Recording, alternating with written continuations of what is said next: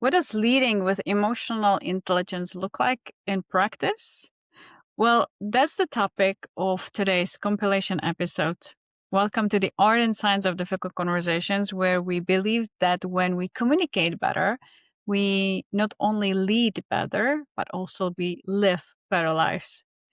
Today, we are focusing on difficult conversations at work.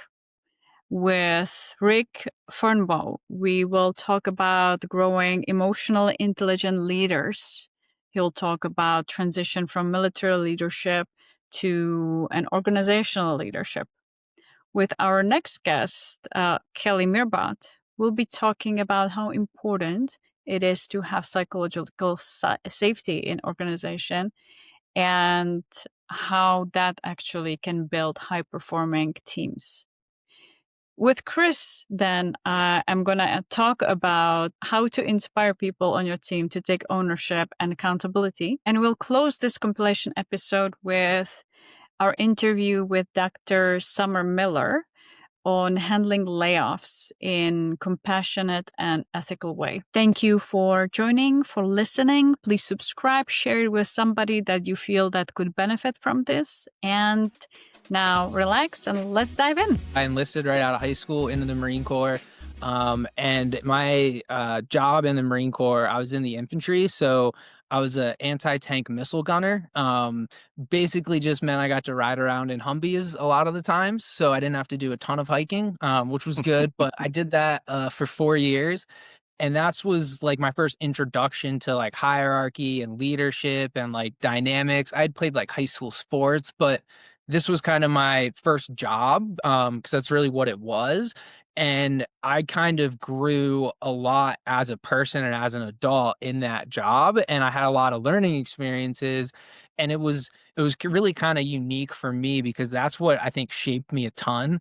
Of all the things that I've done in my life, that's kind of the biggest impact on me. So I learned a ton in there. But I made the decision, I need to get out after 4 years. I don't want to do this long term, but I was really kind of drawn to that leadership and that frontline leadership aspect. I love coaching and training and even like developing training methods. I just enjoyed that because it was like, we're trying to do this. What's the best way to train it? And in the military, like you mentioned in the intro, there is a lot of yelling when it comes to that training. And it was always at some point you have to introduce that to create stress because of the training environment. But what are the steps to get there? And I got to break that down and think through how would I want to be prepared for that so I'm not thrown into it. And that was like really fun. And I was like, I kind of like this leadership thing. So I got out and I just started working. I got a job as a frontline warehouse supervisor. And I started doing schooling online. And that was kind of like the start of my career. I was like, I'm going to be in logistics. I really enjoy this. I want to work my way up, get my own warehouse. And I stayed in that field for about 3 years. And it wasn't enough leadership stuff because you got to do some, but for the most part, you were dealing with the front line, fighting fires. Hey, this order needs to go out. This delivery's messed up. You were doing a lot of problem solving and it was a lot of fun, but it was, 50, 60% management. It wasn't that leadership, that like leading people, motivating, inspiring. And that's what kind of drew me to the world of leadership development and like, what if I did this internally for a company? Because that's really what I enjoy doing and that's what I'm passionate about. And that led me to my journey. West Shore Home started 4 years ago. April will be my 4-year anniversary. So I've just been doing the leadership development and kind of growing in that. Completed my education. I got a doctorate in strategic leadership through the GI Bill. So, I got so much out of the military. But when I think back to my development, that's where I got the most and when I was a frontline supervisor. And just being in those frontline positions, if you're interested in leadership, there's so much value in doing that in some capacity because you learn the day to day and it's a different experience. I'm talking to managers in my company and I'm like, I do understand what you go through. So I know when I'm telling you, oh, you can read this book and do this and that, I understand your reality and you're just, surviving, you're treading water. So it helped Mhm. me connect a lot and it just gave me so many benefits. So I'm kind of glad that I did that as my journey. It was a very inadvertent path. At one point, I thought I was going to be a lawyer. At another point, I Mm. thought I was going to be work my way up to in logistics. And then I settled on this, and this is really what I've been enjoying doing and kind of communicating and sharing those ideas. So that's kind of a quick synopsis of me, where I'm at, and what led me here. That's awesome. And when you were in the military, what rank did you get to? So I was a sergeant when I got out. Okay, so for the people that are uninitiated or just don't are familiar with Yeah. what does that mean in terms of how many people you are overseeing? Yep, yep. So I had they have different, so they have ranks and then they have what's called a billet in the military. And that's kind of your job type position, which dictates, your span of control, how many people you have. And I held various of those. So as that rank, at one point I held it as a vehicle commander. So I had 4 people. At other times it was a section leader. So then there were 12 people and I had kind of like 4 subordinate leaders underneath of me. Mhm. But the way that we worked is we had a vehicle.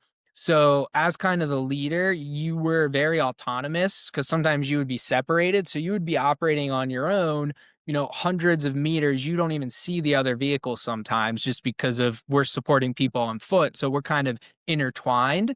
So you get a lot of autonomy where you're actually making decisions of, okay, where do I want to go?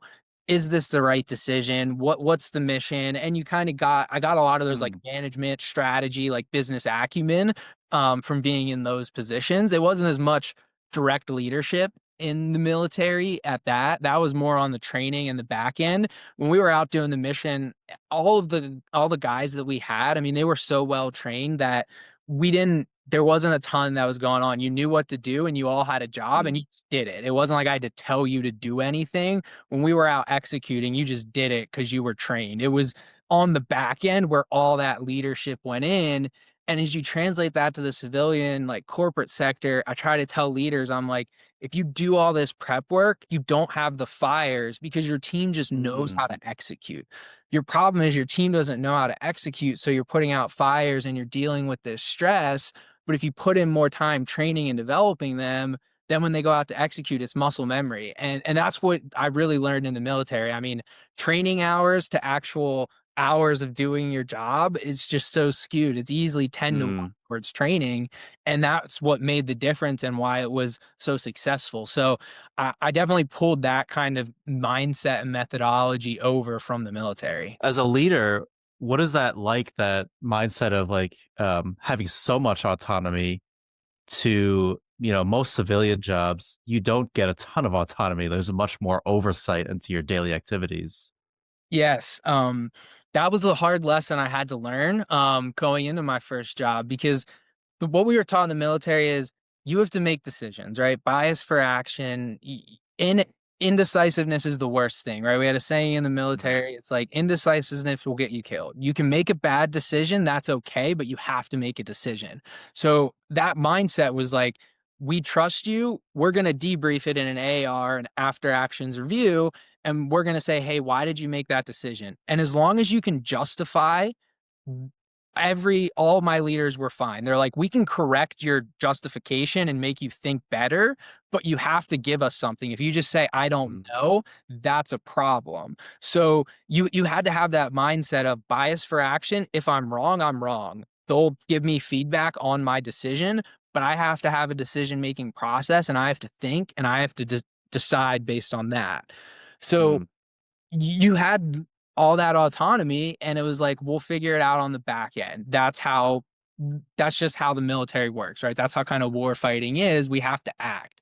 Well, in the corporate world it's a little different because sometimes you can act and it can have serious financial consequences, people consequences. In my field in logistics, safety, consequences that are very serious, and risk management and risk mitigation was something that you don't learn as much in the Mm. military. It's there, but only at the very high levels. For us, there was no risk mitigation. It was, we have to clear this building. What's the risk? Well, we may get hurt. There is no mitigation. We're doing it.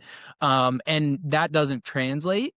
So what the story behind the lesson was, I was a warehouse supervisor. I was 2 months in.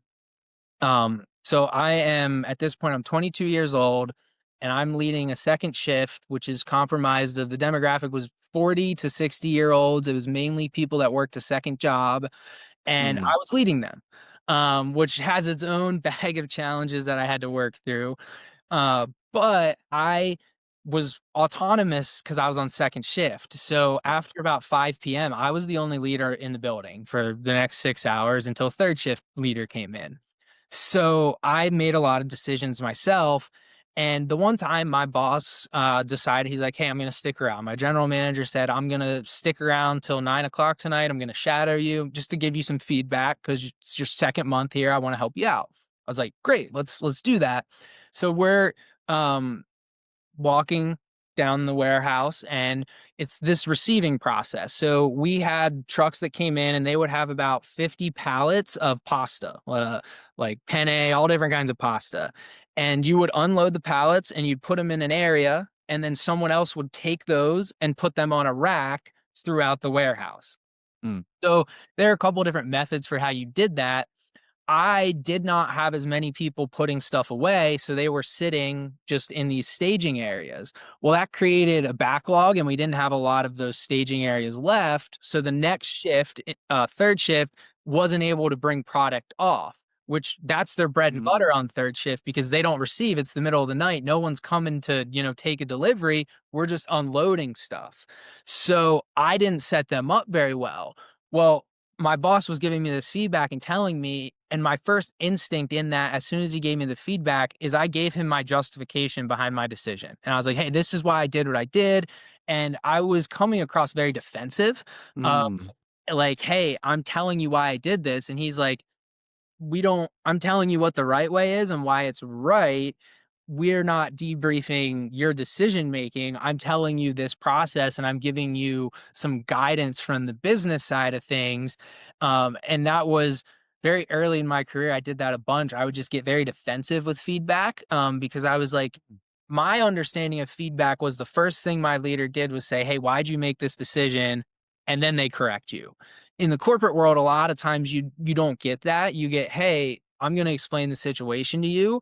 And that one-sided feedback was kind of hard for me to understand and really see that, hey, this is a kind of different world, and we need to understand that, and you need to adapt to that. And that was kind of the start of my journey of self-awareness, because up to that point, I thought I had leadership pretty locked in.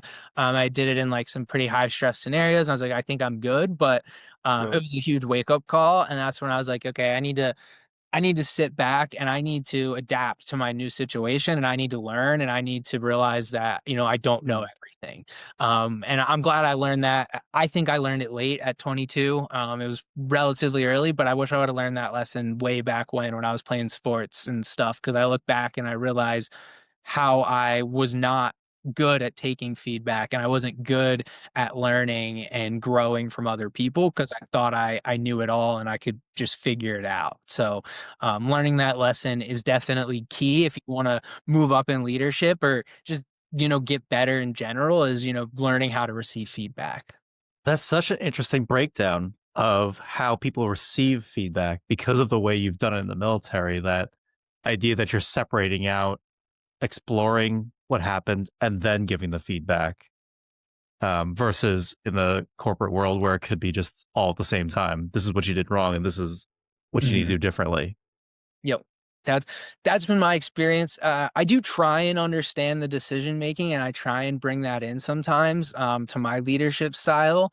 But I've noticed by and large, it's much more about the facts and what happened and the tactics versus the decision making process. And I think that's something that should change in the corporate world. You should try and understand the decision making process a little bit more. But it's just because the corporate world is more about, there's less bias for action, I found, and more, hey, before you act, let's talk about it, let's think it through. And that can, that can hinder it sometimes because you learn best through mistakes. So it's definitely something that, I try to change with our LD methodology, but I do find it's very baked in the corporate world, at least in my experiences. There's something that's coming up for me. One of my previous clients, he is also ex-military, and now he had a position in the warehouse to be a supervisor. And what he shared, it was so different from how he was used to leading in military versus in the warehouse, where a lot of the people it's their first job, or as you mentioned, the second job. So very low priority. So even if they had the training, or it wasn't as demanding to know just to put this from this side to that side in the certain way, but what was driving him crazy was a lack of commitment and the motivation. Mhm. And he was saying it was stressing him out so much that it seems he was able to manage his stress better in the war zone than in the work, when he sees somebody and he cannot say anything and it takes forever to take action and do something. So Mhm. what would you say to leaders that they see that maybe it's not about the training, it's more about the motivation or their approach? They just don't have the right attitude. That is spot on. It's kind of what I was mentioning earlier about everyone has that training. In addition to like the training, you also have like you trust the other person with your life. You have to, and you build that up through the training and living together and all those situations. But there is no, is this person going to do their job? That doesn't happen. You don't really think that Mm. way. Is this person Mhm. not giving their best effort? You never really think that because everybody is.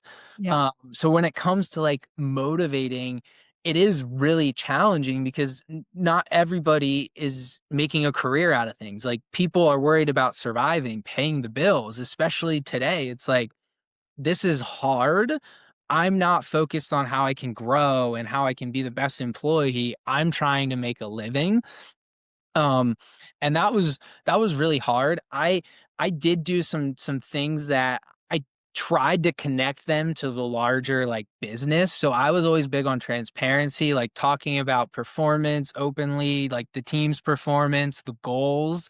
And I tried to like take ownership. I tried to be the one that was like, hey, like if we didn't hit our goals because the team's not motivated, I was like, look, this is my fault. So what can I do to better support you? And I tried to take like that very extreme ownership approach of, Mhm. hey, these are the goals. This is how the team's doing. We're not doing that great. This is how the other shifts are doing. This is what the company's targets are. This is why it matters to the company.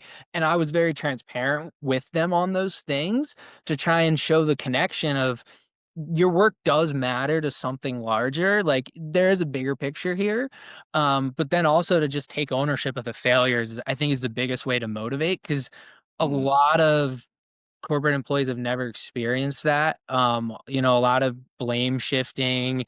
You don't see Yeah. managers get terminated as much as you see frontline employees get terminated. And I just think it's a complete different perspective. Like you own the outputs to your employees. If they deliver a subpar product, you need to ask yourself, like, where did I fail them in training? Where did I fail them in coaching? Where did I fail them in the task assignment? Like, what could I have done to have a better outcome? And I think when you take that transparent approach with your employees, there is some motivation because they start to see that you actually do genuinely care about them and then they want to work for you. And that's similar to the military mindset where like I didn't want to let my teammate down. Like I was more concerned about my Mm. failure getting him hurt than I was myself getting hurt. Like I didn't care about me. I cared about doing my job for the person to the left or right of me. And you can't obviously replicate that in the corporate world, but I wanted to try and show them that like it is me that owns this failure and I'm here to support you so you Mm. can trust me and try and get them, to want to give their best effort. At the end of the day, I think it's a manager's job to get the best effort out of their employee. If you have an employee giving less than 100%, like you need to look in the mirror and say, what can I do differently? There'll always be those one-off situations, but 95% of the time you can change and you can motivate them. So I Mm. tried to really lean into that to like build that camaraderie of like, I am actually here to serve you and I'm your leader and I'm going to take care of you. Cause that was the whole thing in the military is even personal life. Like I talk to people about car loans and their finances and just like I was my job to take care of them because they didn't know. They were 18 years old. They'd never gotten a paycheck before. They didn't even have a savings account or a debit card. And like I took Yeah. them. So I wanted to show my employees that I'm here to take care of you at work and like I have your back.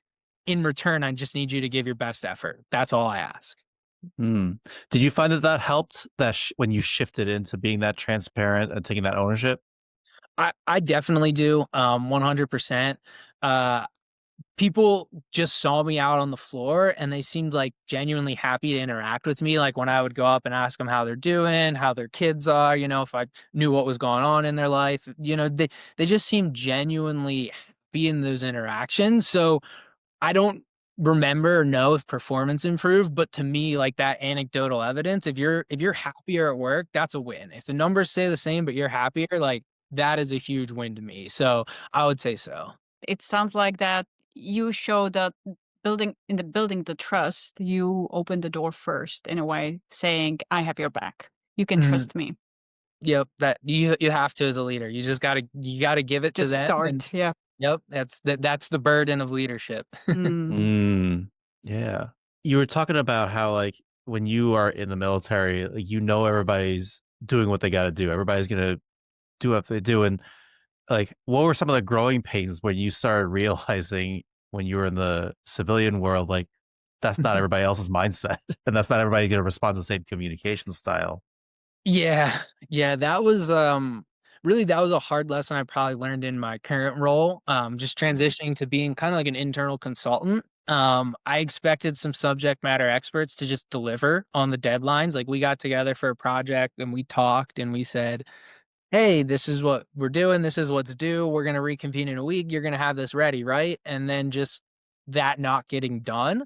Um, and it was kind of hard because in the military, you're really all behind one mission. Like there is no, we're working on this priority. We're working on this. It's like we're all united. But in the corporate world, everyone's pulled in different directions. And sometimes it's like, hey, based on my priority list, I have to say no, or I have to delay what you need. Um, and that was really hard for me, but again, it was like I go back to extreme ownership. Like as a leader, part of being self-aware is saying like, what could I do differently?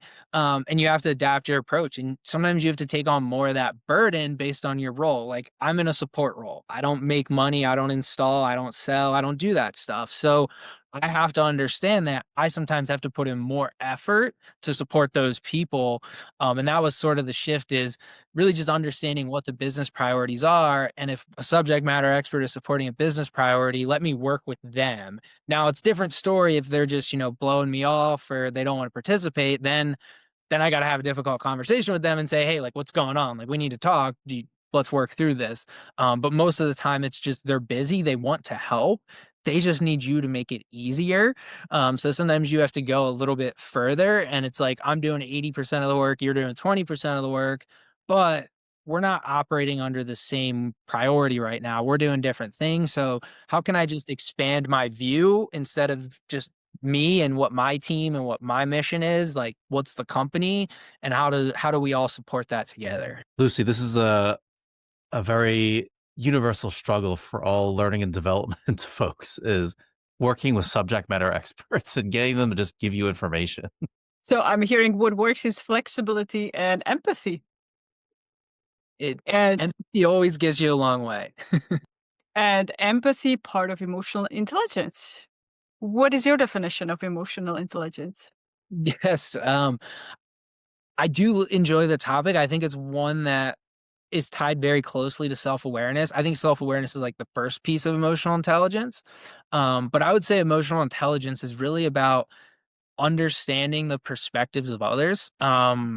That's the best way I can describe it. And if you want to take it a step further, I think you would say altering your actions based on that understanding is kind of like Mm. 2.0. Um, that's the hard part, I think. I think people can really develop the muscle to have empathy and understand perspectives, but then to be able to alter your approach, that's hard. Especially if you have a certain leadership style, that is the tricky part is saying, okay, I understand you. Now, how do I change in response to that? And that question is related right to self awareness and understanding. First of all, you have tendencies, and some of them are good, some of them are bad. They have a time and place. and you need to figure out, okay, how do I adapt myself? That's, I think, the second degree of emotional intelligence that is really hard. I think everyone is always in the quest to really get that full understanding. Mm. And I love how you also take the ownership in how do I change my approach rather than, well, they are wrong, but they should change their approach. Yes, that causes so many disagreements. Is who should change here? It's not me. It's you. You need to change. One of us has to. It's not going to be me. I find that the same mindset shift needs to happen also for people that come from a little more blue collar work or manufacturing work, where that work tends to be more like go, go, go. Let's just do this stuff. We don't have time to talk about this. We just got to do it. What helped you build that self awareness? Mhm.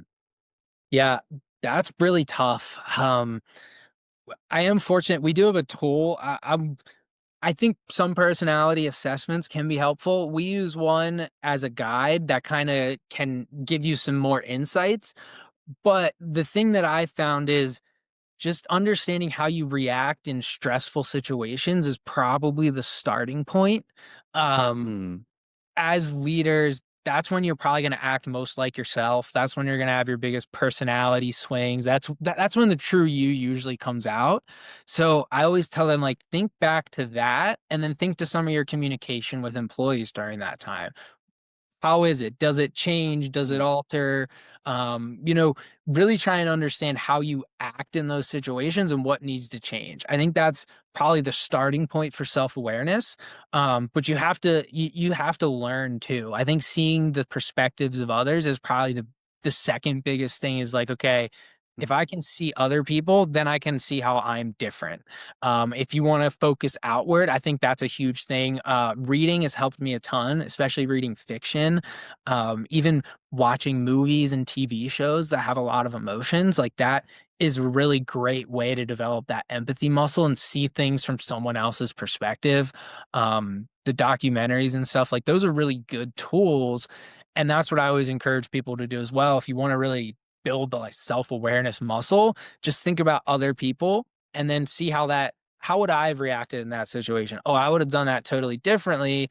What's good about their approach? What's good about my approach? What way should I change? But it's just about being curious and wanting to study other people and study people in general and how people interact. There's so much to psychology and human interaction that I think is so tied to leadership, that you have to be interested in that if you're a leader. It's fascinating stuff. I'm glad you referenced reading stories, things like that, because I'm working on a book with a friend on a leadership storytelling to inspire and motivate change. Hmm. And he's a storyteller. He's like a writ author and filmmaker, and he talks about Yeah. like there's a lot of neuroscience research about when we watch those things or read those things, our mind automatically puts ourselves in that situation to think about how we would manage these things. So it's a low cost, low risk way to test out how we would do this in this situation. What happens if we do this? Hmm. Yep, absolutely. It's I just was talking recently about this, reading fiction and like how if you people are like, oh, I don't like reading all this personal development and all these nonfiction books. And I'm like, reading fiction is a great personal development tool for that exact reason. Is like Mhm. whatever you're interested in, like learning itself is a personal development tool. And I think that's how you understand yourself is learning about things and what your thoughts are and actually reflecting. And even better, if you write it down, you'll really refine your thoughts and you'll understand how you think. So many people have opinions, and I don't know if they understand why they have those opinions, what their deep Mhm. held beliefs, morals, or values are that make them feel that way. And learning and reading helps you explore yourself and say, why do I think the way I think? And that's key to self-awareness. Hmm. Here's a crazy question. Who is your favorite fictional leader and why? Ooh, favorite fictional leader and why? Um, so I did just recently finish a really good book, The Good Shepherd, by C.S. Forrester. It was turned into a movie, Greyhound, with Tom Hanks in it. And it's Commander Krause. So he is a fictional convoy commander in like World War II, and he's shepherding 34 merchant ships through a German U-boat attack.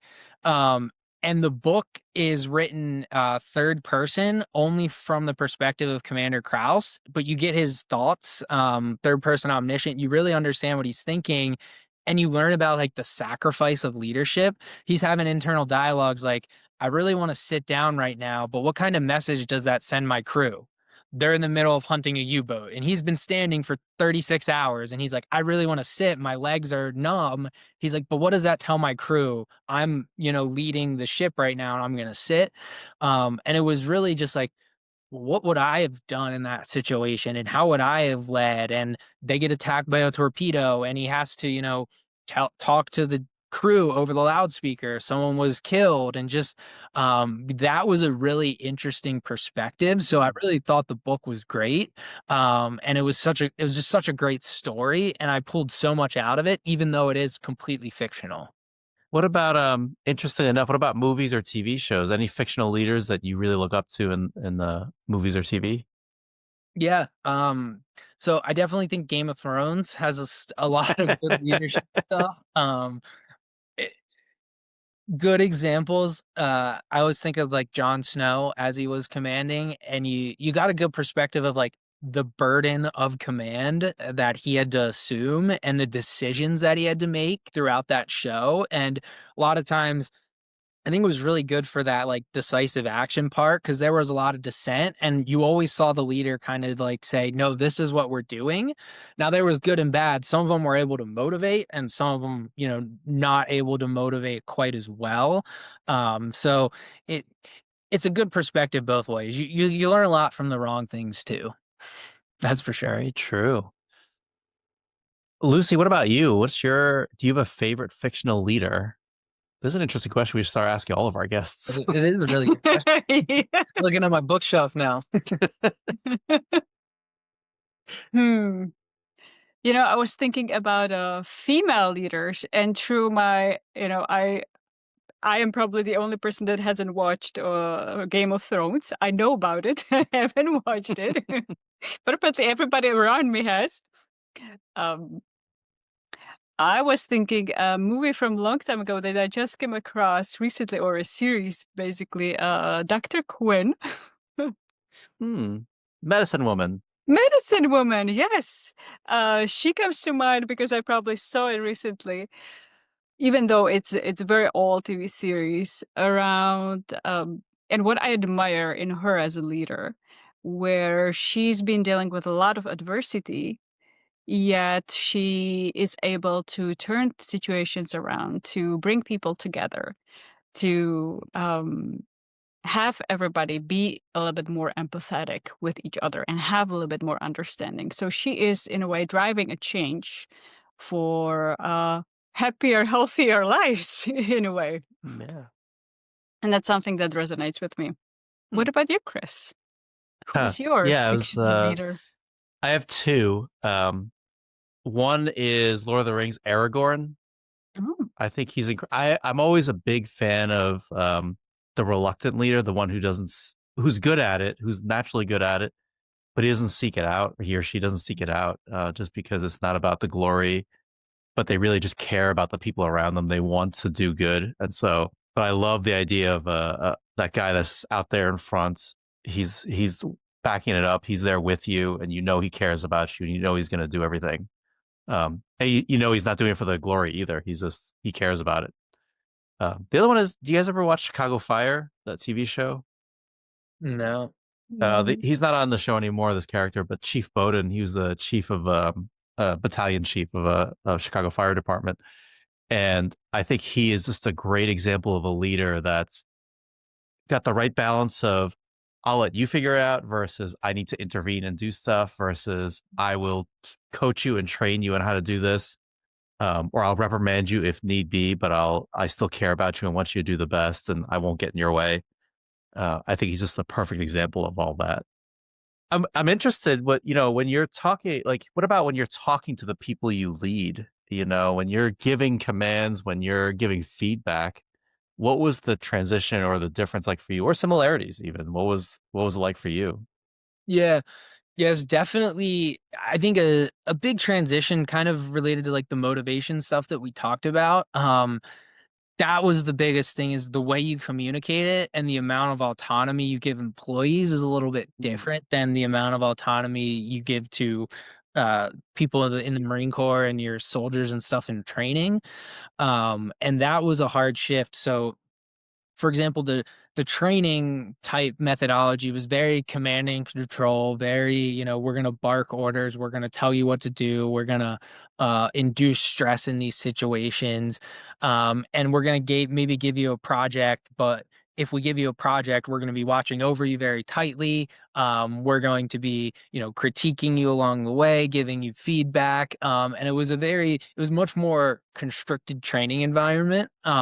Whereas Mhm. when I came out, it was you really had to give people more freedom. You had to give Mm. them more autonomy. People didn't want to be kind of like told what to do as much.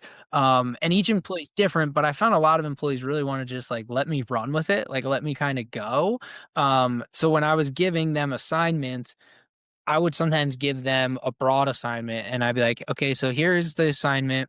Think about it for a week and then let's come back and talk about it, and then we'd refine the idea some more and I'd get some insights into how they thought and we'd start to kind of align and then I could give them the assignment. So I started involving employees a lot more, Mm. versus in the military it was okay, I'm going to design this myself and then we're going to go do it. You don't really have a say in things. And that happened to me as well from my leaders. We didn't have a ton of, discretion in what we could do when it came to training where we largely were at most of the time. So it was a big transition to like letting employees be more involved and building that autonomy muscle up and figuring out Mm. ways to allow that to happen. And then really I found that the kind of going back to the review process is what really had to change is I had to coach them a little bit differently. And I had to kind of coach them, but give them autonomy in the process. Where in the military, you were kind of told what to do, or you were told why this was wrong. You were told what exactly to correct and how to fix it and stuff. Whereas feedback now on the corporate side of things can sometimes be okay, let's figure out how we can get back on track. What are your ideas for this? I'm not going to tell you how to solve your problem. I want you to kind of solve it yourself. And I think employees want more autonomy. The command Mm. and control in all aspects, even if it's small things like changes, they want to be involved. They want people to communicate to them. They want to feel like they're an active part of the process. And I think that is how you motivate them is you do make them an active part of the process. It's like Mhm. if they don't feel connected, well, if they're not given that ability, then that's probably why they don't feel that way. So I've noticed that was kind of a big change. Um, you also mentioned similarities, though. There's definitely a lot, I think, of similarities between the two, especially when we're talking about just like frontline leadership itself. Um, just for me, when I was in the military, it was always you have to figure out how to put your people in the best place for success. So the preparation, the planning, the practice, that translates over to leadership is I want to plan and put you in the best position to succeed. And all of that like prep work and in preparing employees and giving them training and learning and giving them opportunities to grow, that translated over very well. Mm. They always wanted that. It was just more so when we're executing, when we're doing stuff, when we're actually working, I need a little bit more freedom. I don't need you breathing over my neck, but I still want to be developed. I still want you to help me grow. I still want you to be involved. And that translates over as like you as an employee do have to put in work. If you're preparing for a one-to-one, if you're preparing for anything, you have to put in the effort. And I felt like that really does translate over is that preparation and that planning aspect of leadership. Mm. That's such an interesting contrast because, in the military, you're saying you're spending most of your time training or getting ready for something. Mhm. And, in the corporate space or civilian space, a lot of times we're executing and we don't have as much time to prepare. But what you said before, like the more time we spend on that, and as an L&D professional, I'm also biased. Like, yes, let's spend more time on training and development. Um, But yeah, how can, I think your example is great. Like involve people from the beginning, tell them why, tell them the transparency of like how it connects to the larger goal. What else can what else have you learned about helping imbue more of that preparation and training, even in the midst of ongoing go, go, go, go execution? Yeah. Um, it is it is what everyone the hot topic in L&D, right? No one has time for training. Yeah. We found that's not entirely true if the leader is initiating it and if the leader is involved. Mm, We've found success in like just discussions with leaders. So just like, hey, here's an article. It takes you 15 minutes to discuss this, and as a leadership team, you can discuss it together. Um, and then just doing that every day, and those little things do add up because it's in the front of your mind. So you're always thinking about leadership. So when a problem arises, you kind of have that right frame of mind to say, okay, what should I do from this leadership perspective? So we've tried to really encourage a lot of that to make it just very digestible and give them, again, some autonomy in the process. You're reading this article and then you're discussing it. So you're going to share perspectives and hear different ideas. But the burden of that is not very hard. We're just asking you to interact with this material, which the more interesting you can make it, the better. But you just have to talk about it. You don't have to write anything down, although I always encourage you to write down what you want to say to refine your thoughts, mm, but I don't yeah. ask that, right? You want to restrict the burden. Easiest way to do that is have a conversation with people that you feel comfortable with, your core management team, your friends, your peers. It doesn't have to be like a formal environment, but you want to, as a leader, try and foster those just like, we're going to talk about leadership because it's important to us and it's a topic that we discuss on a philosophical, level every so often. And I think that is something that I've seen have success. But again, as an LD side, you have to curate it. Like we will sometimes send chapter excerpts or podcast snips and say, hey, this takes 5 minutes to read or listen to it, and in your next management huddle, just talk about it for 10 minutes. And that is Mm, so much easier than me saying, well, just find some resources for your team. Here are 6 books you can use. And they're like, so now I have to read a whole book, pick a section. And it's like, if you give them the resources and you make it interesting, they will engage. Again, it's not going to be remarkable changes, but you're going to have people that are aligned and focused on leadership. And then you can just build from there. I love that idea of simplifying it for them. So you're reducing the barriers to them getting involved. Kind of micro learning segments. Yep, yep. I think Yeah. our attention spans are only getting shorter. That is the unfortunate reality of our world, and I think that's something we can lean into. Although I do always encourage them to like listen to it the night before or try and put some time so they can think about it and it's not just off the cuff. But that just, that muscle of learning is something I think we forget not everybody knows how to do. Mm, Even if you went to school, even high school, college, not everybody learns that way. And if you didn't do particularly well, like you were mentioning, we have a large blue collar side of the trade, traditional learning methods, maybe that doesn't work for this audience. So we need to understand how can we help you learn better because you've never been taught to learn. You were lectured at for 45 minutes and did homework. yeah. You think that's terrible. Well, yeah, a lot of people don't enjoy that. But what if you listen to this cool podcast clip by someone you know? Right? We can even I pulled clips from athletes. Tom Brady has an HBR article that I've pulled some stuff out of. Mm, And connecting it to like a social figure, someone that everyone knows, they're interested in it. And I'm like, hey, read this article snippet from Tom Brady and talk about it. Okay, I'll read that mm. because I'm interested in the topic. I'm not, pulling some obscure book on, the leadership challenge and I'm just making it relatable. And it's so easy to get people involved that way if you get and just try and figure out how they want to learn and what excites them. I've talked to people about like what podcasts do you listen to for personal development and what do you read for it? And people give me answers. I'm like, I would have never thought about that. I would have never thought about how do you read through Reddit threads? I would have never thought that you could do that. And then I go on and look and I'm like, there are a lot of good threads I could, snip and people could read through. And that's interesting. So I think it's just about being creative, and you can find leadership content everywhere. You just have to be able to get creative and find something that people are interested in hearing about. Rick, let's imagine that somebody fast forwarded through the entire conversation and they said, "You know what? 10 minutes left. I'm out. I'm going to listen to the episode." What would you tell them are the 1 to 2 big takeaways from this episode? Yeah. Um, I think the biggest thing in leadership, self-awareness, emotional intelligence, is always check your ego. Always understand that your first opinion or instinct may not always be right. I've gotten into many of those situations where I make assumptions, and then I go to my employee and I start talking to them and I'm like, hold on, I didn't even ask you this fundamental question yet. I'm assuming this answer, but I didn't even ask you it. And then I ask them the question and we start to uncover things. And I'm like, okay, you already did that. I was talking to someone today about that.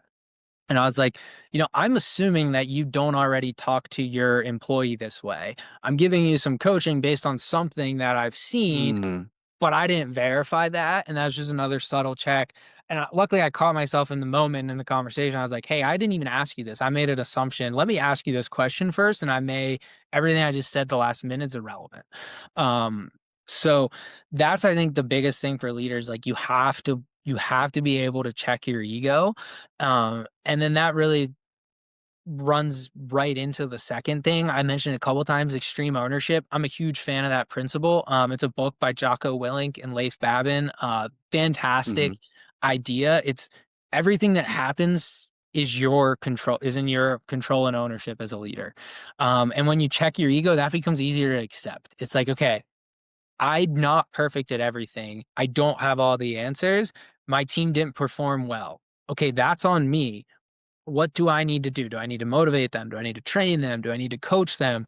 What do I need to do differently to help them?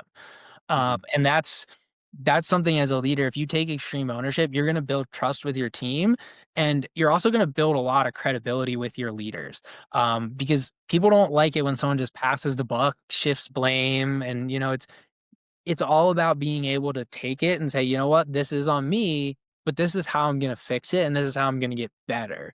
And if that's your mindset going into things, you want to take ownership because you're like, okay, we failed. Great. I get to get better. Like, failing is a great thing. Making mistakes are awesome because I get to learn. If I just do something and you don't give me any feedback, you don't give me any red marks, like, what did I learn through that process? Because I know I'm not perfect, so I have room to grow.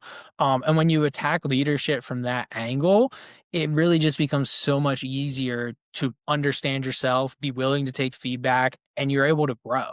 And that's a hard lesson. It took me many times. I do have one good story about that when I was very disrespectful from back in the military. Um, and it backfired. It was a good lesson for me to learn about that, but I was kind of that know-it-all. I, thought I knew better than my leader. Um, and we were on a training exercise. This was in the desert in 29 Palms, and I was just disrespectful to him a couple times during that training exercise. Well, the next week, he was my direct manager. I was in very early in my career in the military, and we ended up going on a very long run. There was a lot of physical discomfort associated with that, and that was part of the lesson. And then, I think it was 45 minutes, an hour later, whenever we were done with this long run exercise, he sat down and talked to me and explained, the purpose of why that happened, and what I did that was disrespectful. And, it was related to the military. So there's a lot of hierarchy and chain of command, but you learn in the corporate world, there's a lot of hierarchy and chain of command too. And that having that awareness was, you know what, I do have to check my ego. And that was kind of a big wake up call for me as well. But that's just something that, if you are willing as a leader to check your ego and take extreme ownership of your situation, it's really hard for you not to grow. It's hard for you not to get better. It's hard for you to have conflicts with other people, because your mindset is one of trying to understand and realize that I could do better. So I'm not going to be combative. I'm not going to be defensive. And you avoid a lot of those personal problems that I mean, most problems in organizations are just relationship problems between two people, and they just create so much friction. So when you approach it from that mindset, you kind of avoid some of those challenges and personality conflicts that come up. Those are awesome nuggets. I think they're great. Rick, this was a really cool conversation. It was cool hearing your journey. Thank you so much for sharing it. Well, how can people follow you? How can people talk to you if they want to chat with you and follow up with you? Yeah, definitely. You can find me on LinkedIn, Rick Fearnbaugh. I also there's a link to my newsletter. I write a weekly newsletter. My thoughts on leadership. If you're interested in signing up, please feel free to do that. Connect with me, reach out to me. I'm always interested in chatting, especially with other internal LD consultants. Anyone out there wants to talk about strategies or what's worked, what doesn't work, I'm always open to that. That's how, like Chris mentioned, we met through a leadership development group, had a good chat. So I'm always interested in talking. So you can follow me on LinkedIn, Rick Fearnbaugh. But yeah, thanks for having me on. This was really great. I'm glad I got to do it. It was fun. Thank you, Rick. Thanks so much. Lucy, I'm excited about today's episode because, oddly enough, even though we talk about difficult conversations and conflict and all this kind of stuff, this is actually not a topic that we've talked about in this podcast, even though everybody keeps writing about it and talking about it. But really about how do we create psychological safety? And there's tons of people writing about it and great people. So I'm excited that we have an expert to talk to us today about how to cultivate it and how we can embrace that as leaders and doing all that stuff. So I'm going to welcome to our podcast, Kelly Meerbott. We always love having our guests introduce themselves because it's your story. We like to respect that. So tell the listeners kind of where you're from and how you got to where you're at. Yeah. So I'll start with where I was born. I was born in Hempstead, Long Island. 6 weeks later, we moved to South Florida, and that's where I grew up. And I went to college in Massachusetts because it was one of those things, where's the furthest school? And Dartmouth didn't accept me. So Holy Cross was where it was. I worked in corporate radio for about 11 years and was laid off January 20th, 2009.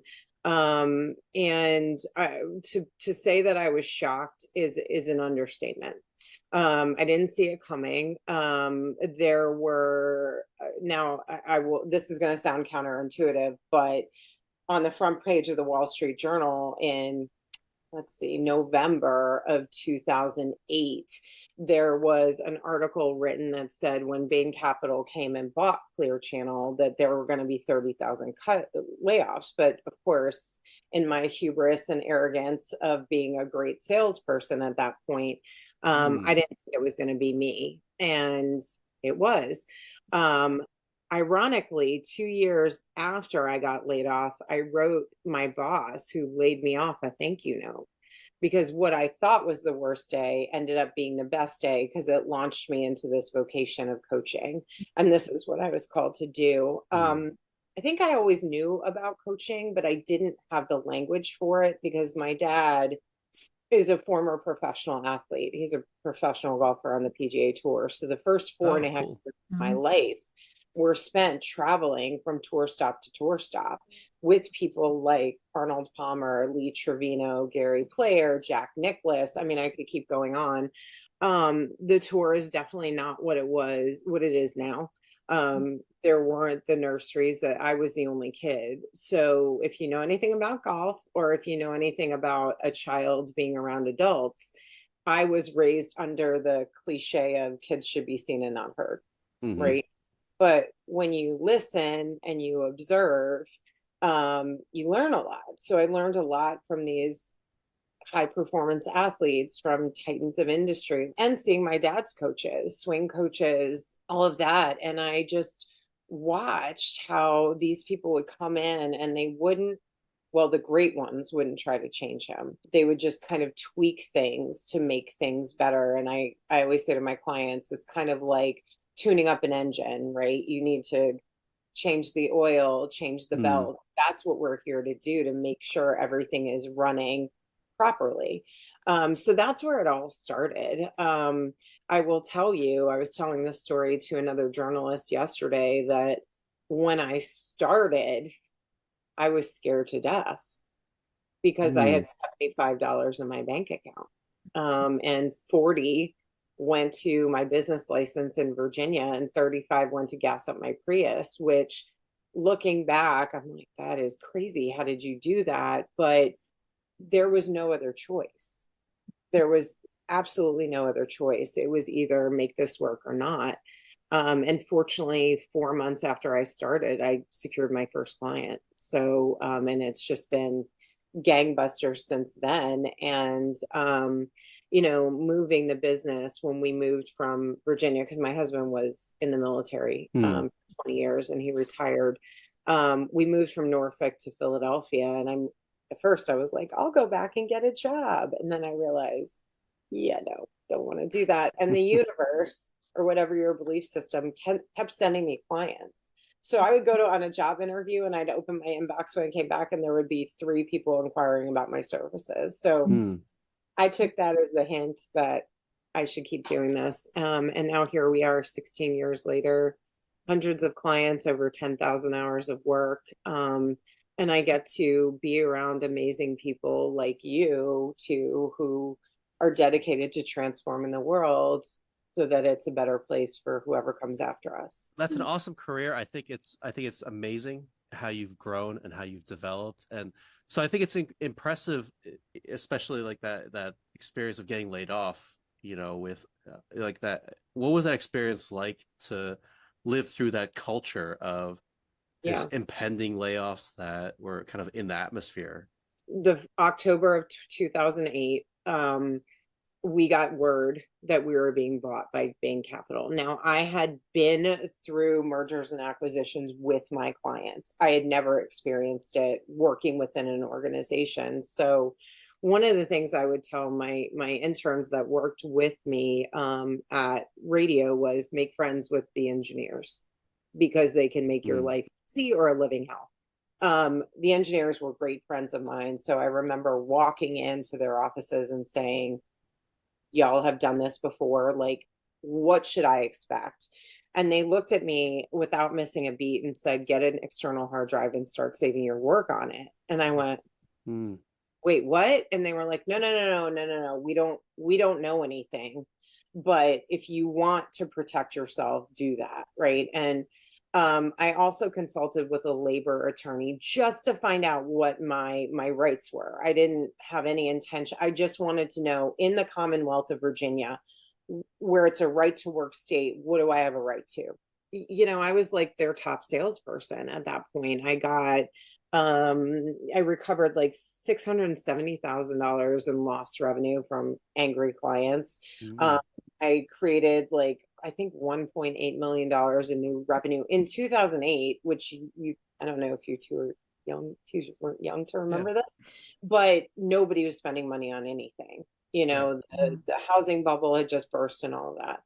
So I remember sending out an email to my clients who were like BMW North America, McDonald's, Dollar Tree stores, Spirit Cruise, all of that. So they were marquee clients, saying, pray for my colleagues across the country. It's a very uncertain time. We don't know what's going to happen. Okay. So fast forward to January 20th, 2009, historic inauguration, right?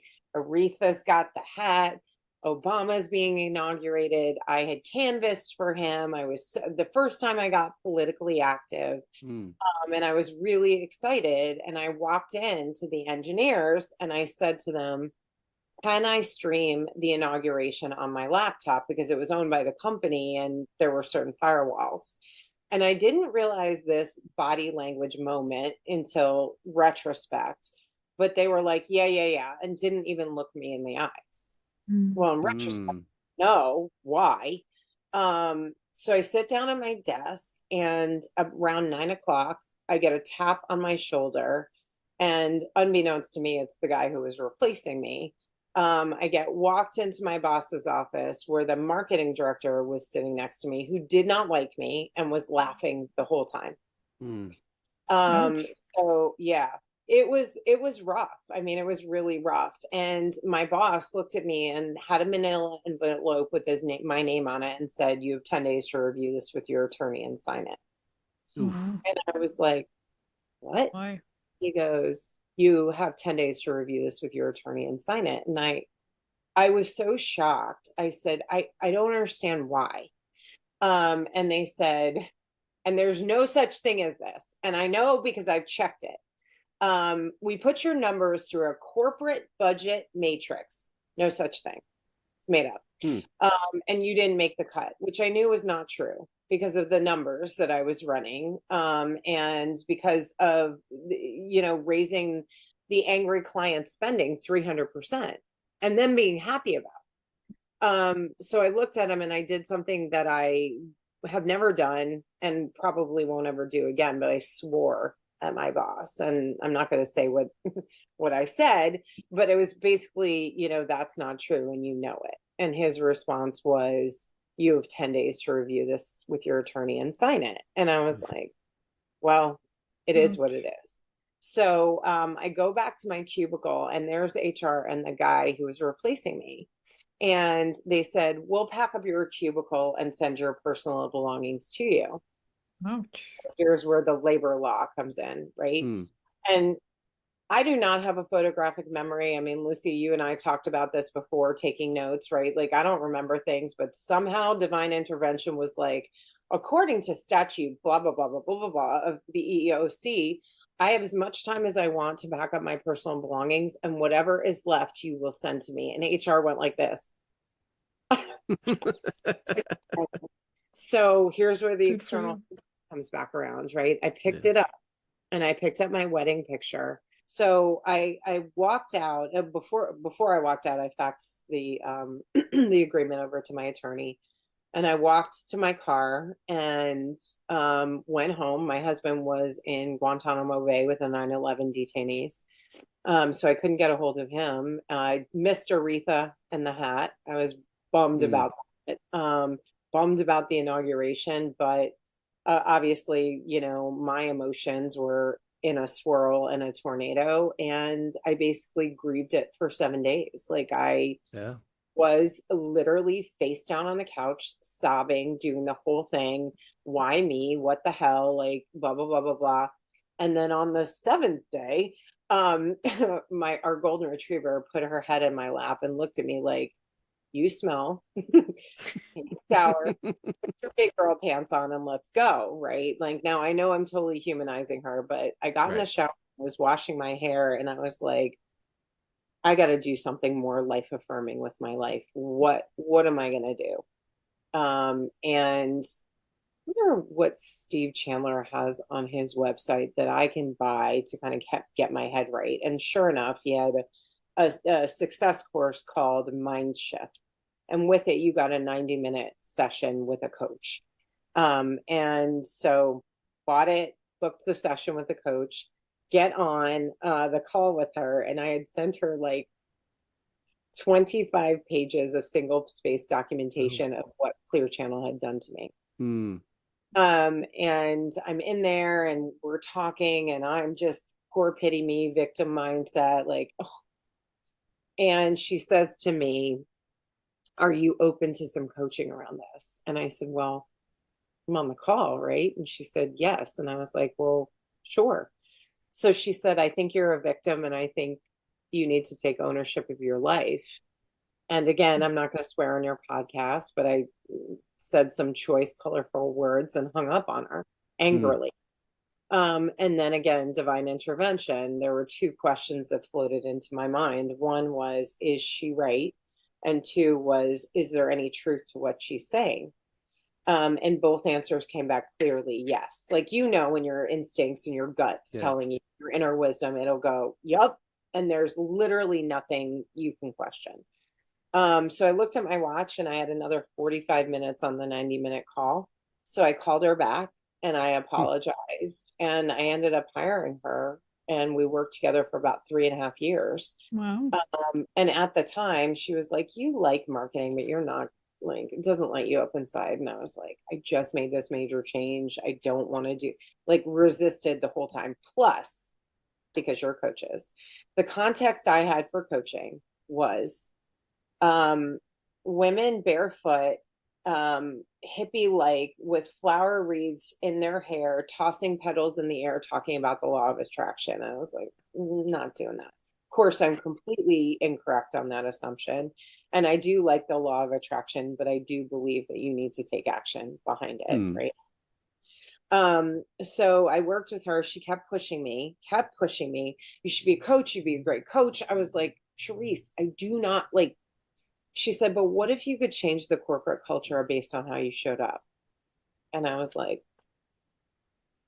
okay, tell me more about that.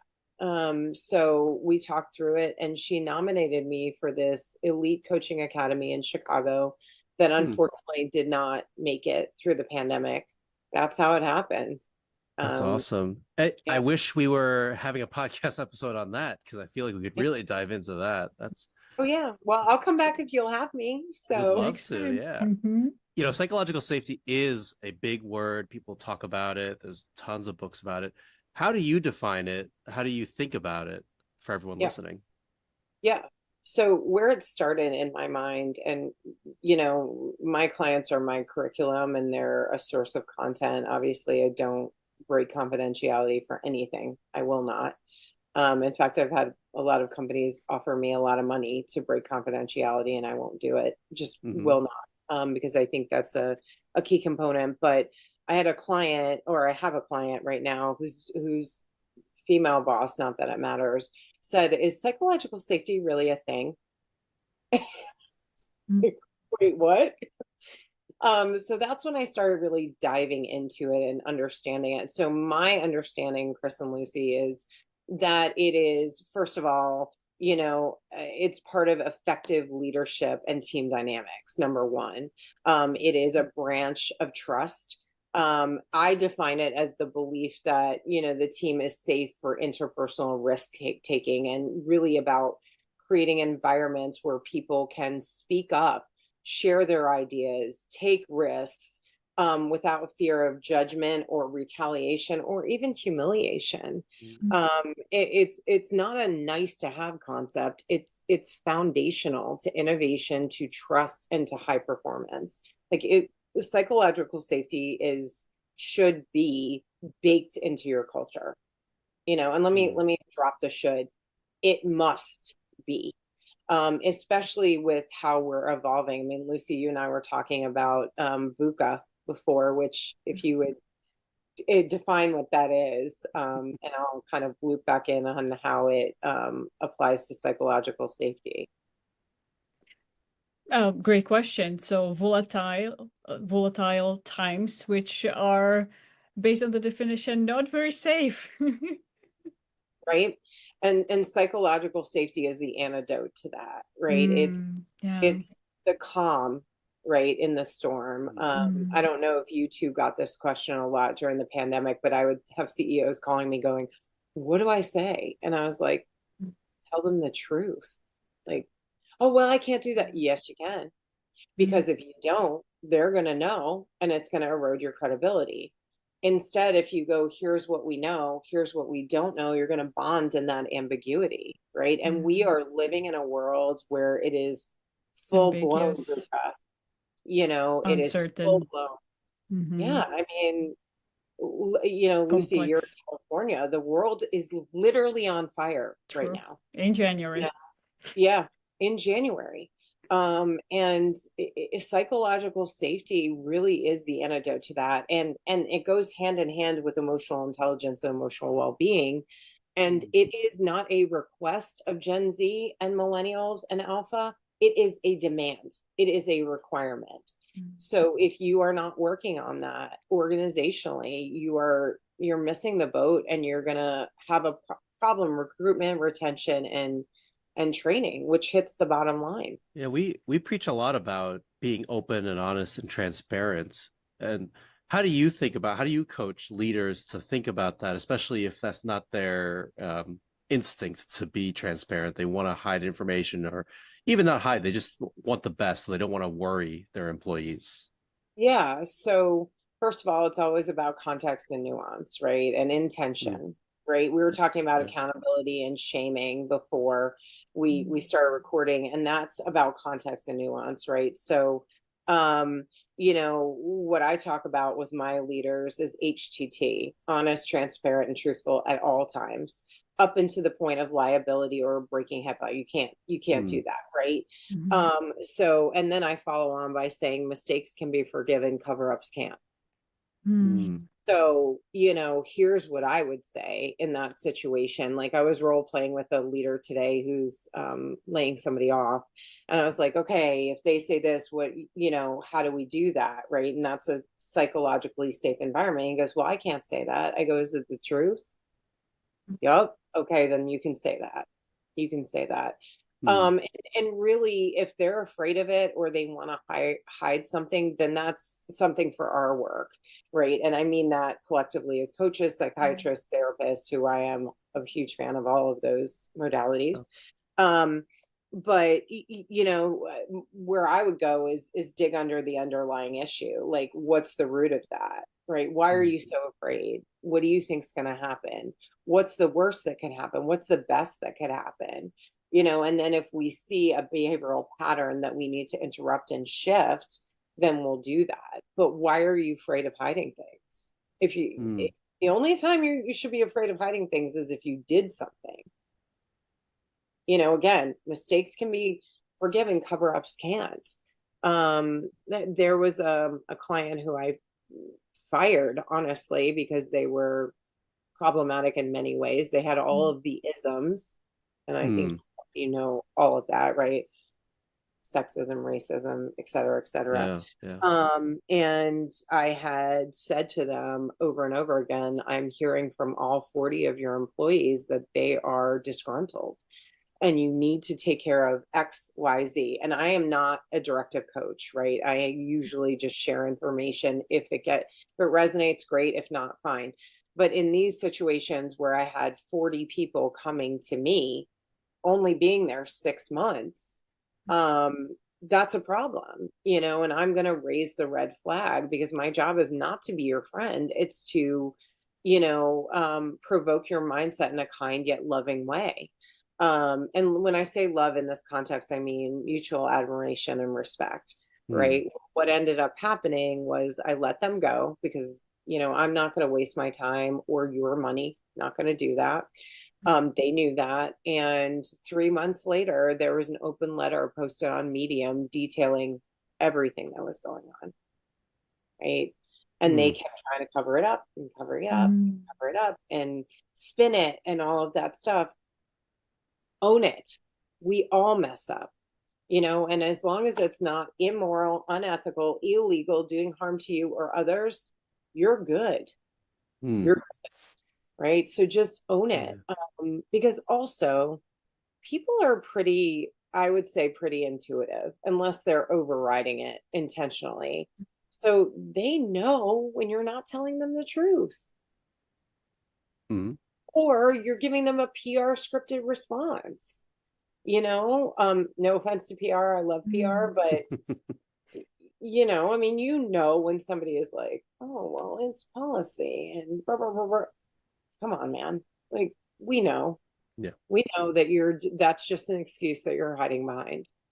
And again, in this age of video phones, like, you can't get away with anything, which is good and bad. You know, like, it's great for things like, unfortunately, you know, George Floyd's murder really showing us and shining a light on the, you know, racial inequity and a lack of psychological safety from historically underrepresented communities. But also, like, you know, there are times when you're with your friends and maybe things are taken out of context or edited creatively that could be damaging. So I'm a big fan of having, you know, a video phone, but at the same time, it's like, if you think you're going to get away with anything nowadays, you're out of your mind. You just are. I mean, like, you have to be careful and intentional and thoughtful and compassionate and loving. And again, these are not nice to have. They are crucial components of iconic leadership. You know, nowadays there's also a trend to close the departments, DEI. There's also a pushback that I'm noticing where the leaders say we need to focus on the numbers. People, you know, emotions still don't belong to work. You should just suck it up and just focus on getting things done and don't complain. There are still leaders like that. What would be a way, if there is a way, for, let's say, an employee that is they found themselves with such leader that is not very empathetic. They might not be very high on the emotional intelligence. They are, maybe it's not intentional that they are just not wired that way. What would you advise somebody like that in that situation, an employee? There's a couple of thoughts that are running through my mind, Lucy, and that's such a good question. First of all, I would say meet the leader where they're at. And what I mean by that is speak to them in their language. So if somebody's data driven, you know, bring them data, right? If they are stoic, unfortunately, you're going to have to mirror that stoic behavior, right? One of my favorite books about inclusion is called The Inclusion Dividend.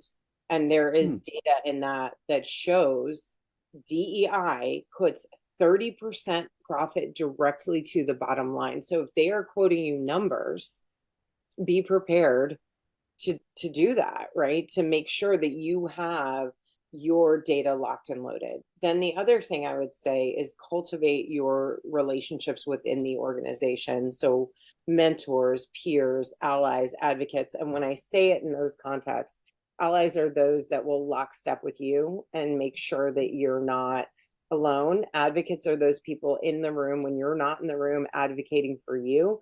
Mentors are ones that have been there, have been in your position, and literally know the roadmap and the landscape of the organization. And then peers, you know, peers are those people that you work closely with, maybe not in the same department, because here's the thing, how you do anything is how you do everything. So if that person is treating you like that, most likely they are treating other people like that. And for every one person that's complaining, there are 100 that are not. So find strength in numbers, right? And then the other thing is where you work is a choice. It is. Regardless of whether or not you need the job, it is a choice. You do not have to stay in a place that makes you feel bad about yourself, because everybody has their unique gifts and talents, and everybody matters, and everybody has something to contribute. So if those things are not noticed, seen, heard, or appreciated, start making a plan to quietly exit into a position that will respect. Take your time too. You know, you may get so, like, I've had those leaders that you're describing, whether it's you know, sexism, some misogyny, patriarchy, whatever, mansplaining, you know, whatever you want to call it, and arguing with them or yelling is only going to make you look bad.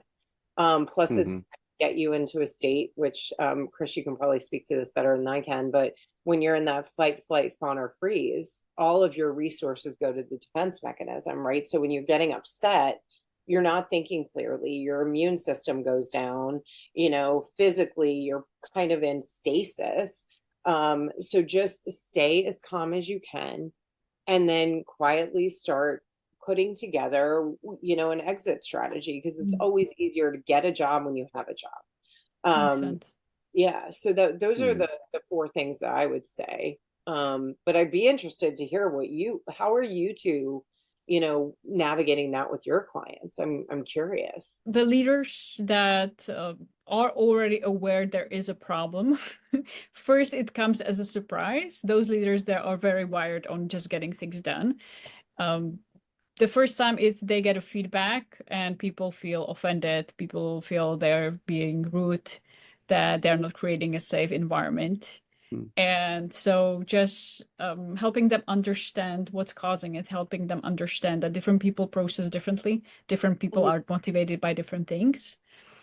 And then if they are open and see the benefit of, yes, it might be helpful. Some may still struggle because they are so wired, and even the industry, some industries like, let's say, venture capital, finance industry that can be very driven on the data, on the money. So even just being in that environment is very high pressure. Some leaders are starting, looking at through practicing empathy for their loved ones first before they bring that skill also in the work environment. So I have a client working in a very high pressure industry where he's really practicing being present with his wife when he is at home, when he has that moment with her. At least really building that mental muscle in a way of being present with somebody, of listening rather than telling people what to do. Yeah.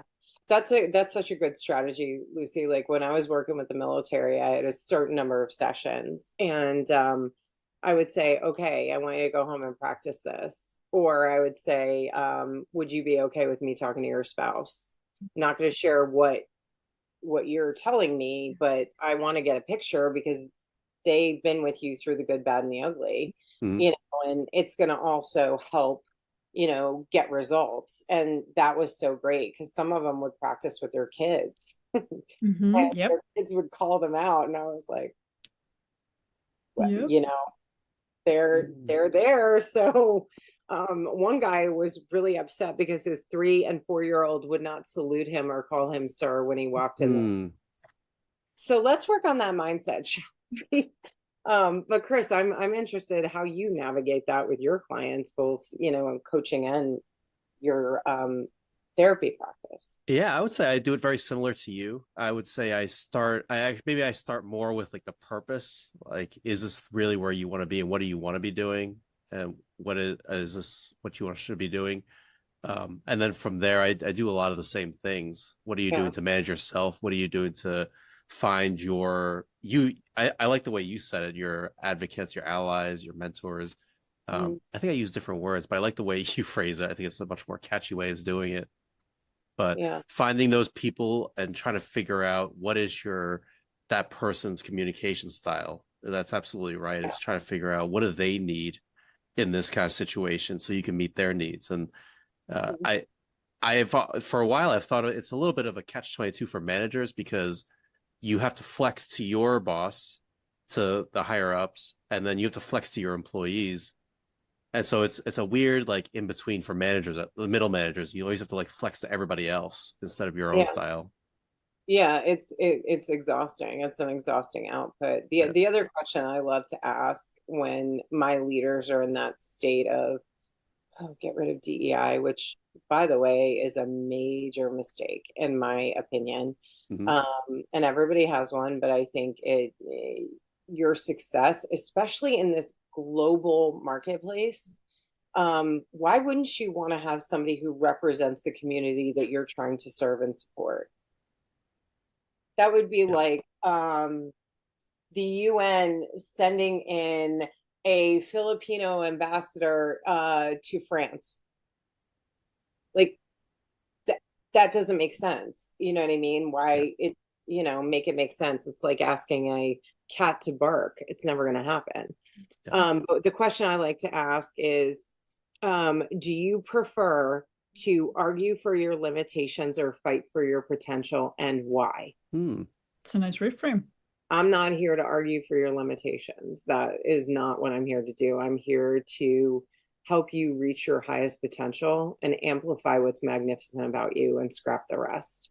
And I don't tell you what your highest potential looks like. You tell me, because that would be me telling Chris who he should be, and that's not what coaches do. So I love that question. That's not totally switching gears. I'm wondering, this is a question I was asked a few weeks ago, and I think it's a good question. Like, let's say you are a leader, you're going in there and you want to change things. You want to figure out, well, how do I move things forward? How do you typically assess the organizational culture and what level of safety people are feeling? Yeah, so that's a great question. That is a good question. Okay.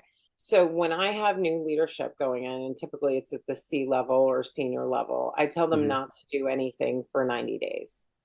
What I want them to do is listen, ask questions, and observe, right? And ask the questions I feed them. And obviously I'm not like just these, because I'm not that prescriptive, but it's what's working, what's not working, what's next. If it's working, leave it alone. Just leave it alone until you tackle what's not working, right? Because if you go in, like, imagine you two are leaders and I'm the new CEO and I'm coming in, I'm like, Lucy, I know how to do this better because I just came from the same tech, blah, blah, blah. Shut you down, right? And I've also eliminated Lucy's ability to take ownership of her work and bond with me. Now it's become contentious, right? When it doesn't need to be. Plus, you'll be able to get the dynamics of who the players are, what the bureaucracy is, what's the level of safety, what's the level of emotional intelligence and emotional well-being, what is the status of work-life balance, like, which I don't like to call it work-life balance. I prefer to call it work-life flow because I feel like life and flows. And the word, I don't know about you two, but I feel like the word balance just kind of is so heavy and pressury. So yeah, I mean, that's how I would recommend it. And then they assess, right? If they want me to come in and assess it, I will, but I usually like to wait until they've had their 90 days. Because then I can say, okay, I've assessed it. Tell me what you've seen. And then I'll fill in gaps and blind spots. Because, we don't see life as it is. We see it as we are. So what Mr. 75-year-old CEO, white guy from Indiana, Kelly Meerbott from, 48-year-old woman from New York who's lived in 6 major cities is going to see it differently. And then you've got the different parts of the country, that are, I mean, we just talked about that. There is a North and South divide. How business is done in the South is very different than how it's done in the North, and even in California. My husband did a chef's walkabout in Southern California to study fish tacos. And the thing that he called me, he's like, they told me they'd call me in a week. And that was 3 weeks ago. And all of my friends in California were like, yep, yep, yep. And to dovetail off of that, my friends in Oregon are like, you're too East Coast. You need to slow it down. And I was like, what are you talking about? Wow. I was like, y'all are too slow. And then then I relaxed into the West Coast and I'm like, oh yeah, you're right. You're absolutely right. Yeah. So that's how I would handle it. And a lot of our work, as you all know, there are patterns, right? There are things that illuminate themselves over time.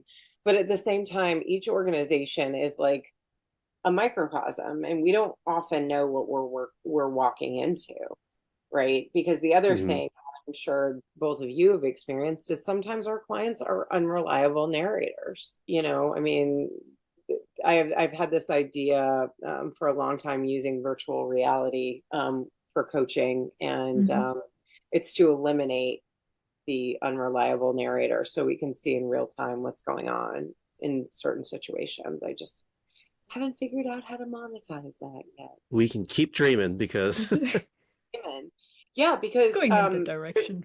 Right. They're using it in therapy right now. And what I saw in the data is that they're taking anxiety and depression from like a 10 to a 1 in 8 weeks. Wow. That's awesome. And it's pretty cool. Right? Yeah. That's awesome. Well, and think about that. Our clients sit in front of us and are like, oh, I went and I was such a nice person and blah, blah, blah, blah, blah. And everybody got mad at me. And then you dig into it and you're like, yes, that was a great intention. Your communication was terrible. The timing was wrong. And that's why everybody's angry. It's not because you're a bad person. It's because you handled that situation not at the best level that you could. Yeah. So, yeah. So before we have that, and we have AI and virtual reality helping us, what would you say would be, let's say, 3 to 5 things for people to remember? What are some actions? What are things they can do or say that would create the psychological safety for those around them? First of all, set yourself up for success, set the stage. So techniques like asking permission, making sure the timing, the tone, the context, the nuance is clear and it's right, which if you do that, it can create a more collaborative environment and respectful environment. manage your emotional reactions. So my two pillars of leadership in my mind are emotional regulation and energy management, right? Make sure you are emotionally regulated. So, Chris, you and your wife have a tiff. You drive to work, you're, frustrated, you're in, your adrenaline and cortisol swirl. You get to work, somebody says something innocuous and you blow up again. That's not emotional regulation, right? Yeah. So give yourself some time to process those hormones. Typically, it takes about 30 minutes through physical activity, but it can stay in your system up to 30 hours if you don't get rid of it. Yeah. Establish boundaries with clarity and compassion. Like, here's what I will do, here's what I won't do. Like, I had a potential client say to me, give me a proposal. And I was like, I don't do that. I don't do that. I'll do a contract for you, but I don't do proposals because I've done that in the past and people have stolen my work, and I'm just not going to do that. You want to make sure that you articulate your needs in a way that protects your emotional well-being and leaves room for like mutual understanding, right? You want to leave space for that. And then the final thing I would say for fostering psychological safety is, create environments where difficult conversations are less intimidating and more productive, right? Empowering both parties to, express themselves authentically. Now, I always say to my clients, a conversation is not difficult unless you label it that. Once you label it difficult, you've all, like, even as I say that, like, I mean, I had butterflies when I came on. There was a little anxiety because difficult conversations are like, oh my God, a difficult instead of, okay, Chris, I have something uncomfortable for me to say that may be uncomfortable for you to hear. Is now the right time? Now I've set you up. I've asked your permission. If you get upset, it's on you. Now, do I think you should go in like a Jerry Springer show after you say that? No.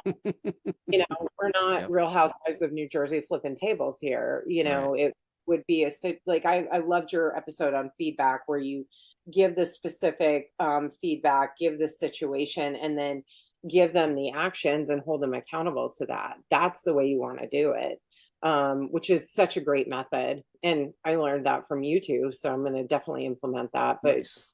yeah, I mean, be clear, go back to HTT, honest, transparent, and truthful. Like, Chris, when we're in that meeting and you interrupted me, that made me feel like I wasn't appreciated, I wasn't seen, I wasn't heard, and I felt insignificant.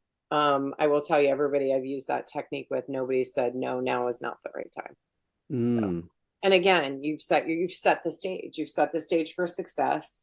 You've managed your emotional reactions. You've established boundaries, and you foster psychological safety with that. Because every time you have a conversation like that, it builds that muscle. Like Lucy, you were talking about muscle memory, right? That's what it is. And I think when we're talking about no, people have a hard time with it because they don't say it.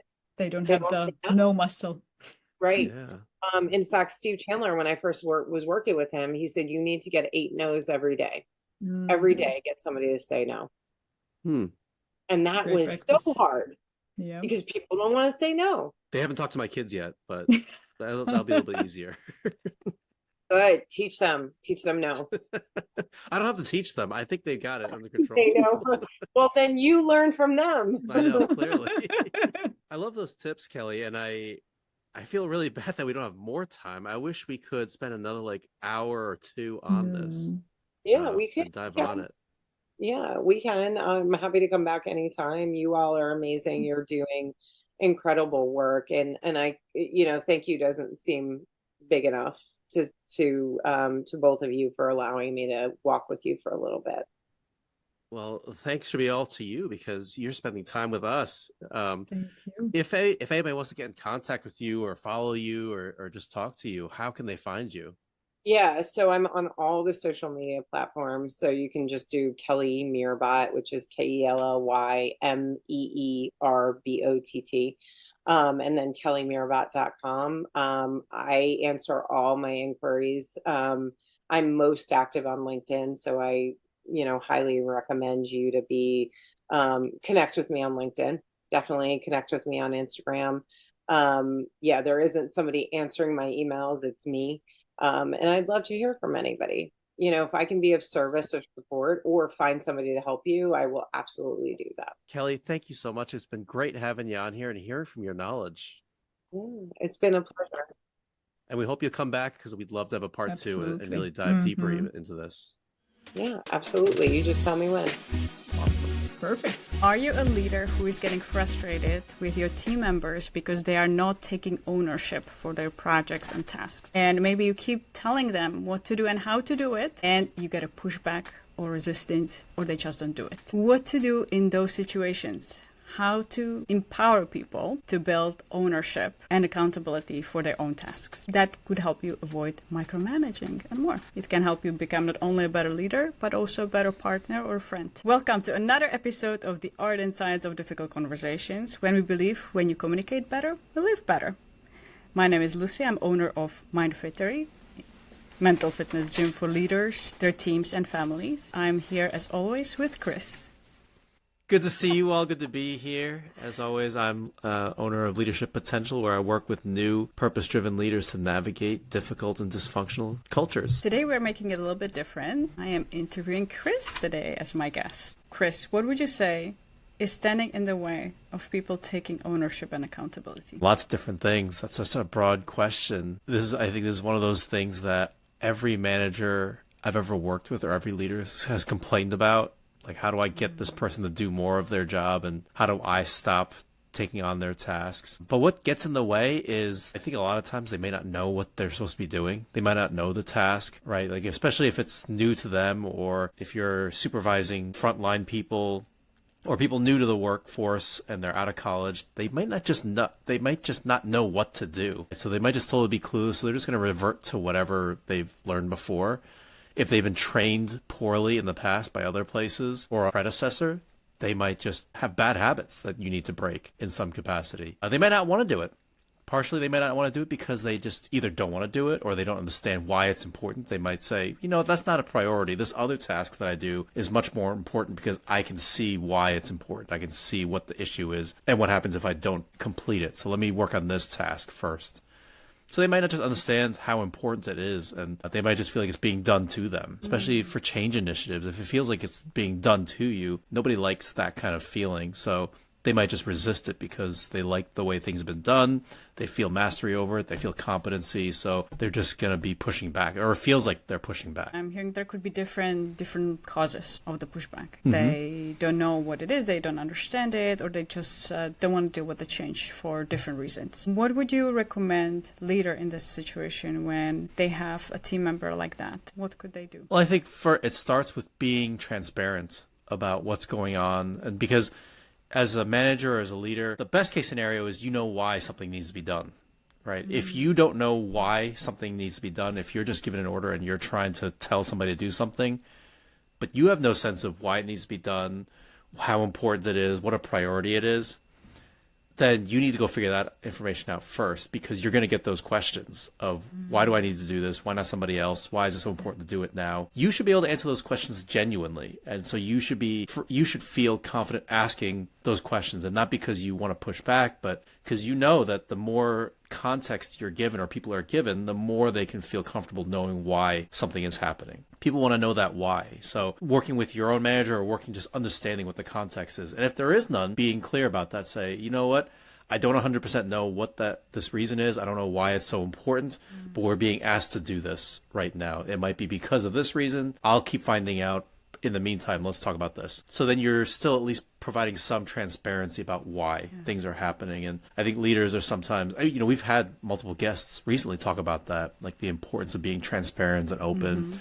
So I just I'm not going to dive into that. You should listen to those other episodes, but there is a huge value in being transparent and then having that conversation in a way where they can take ownership of it. I think it's called the IKEA effect, where, named after that store. That's why they let you build stuff, is because you feel more ownership. You feel like it's worth more. The more you take ownership of something, the more you feel invested in making sure it's successful, making sure you want to. So the more you can have your employee feel ownership of how the task is done, feel responsibility for it getting done and completed, and the less you can meddle, the more they're willing to do it. Now, they need your guidance because you might have specific standards in your head of what needs to be done and how it needs to be done, when it needs to be done by. It can't be a guessing game. It's got to be something that they understand and they know what the next steps are.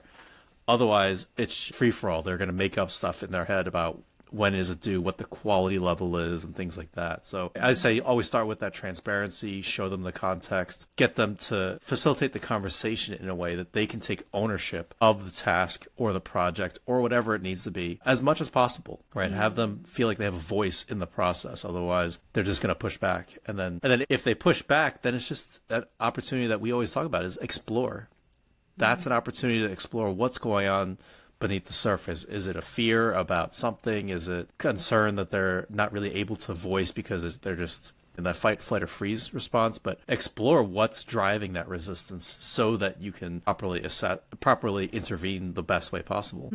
Thank you. So I'm hearing different steps. First, figure out the why, and then be transparent and give them the context.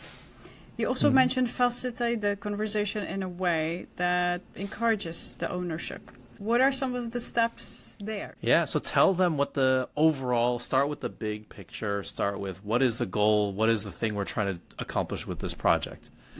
Then you slowly go down into, if there are other parts being covered by other people, you could say some other departments are doing this part, we're doing this, we're in charge of this.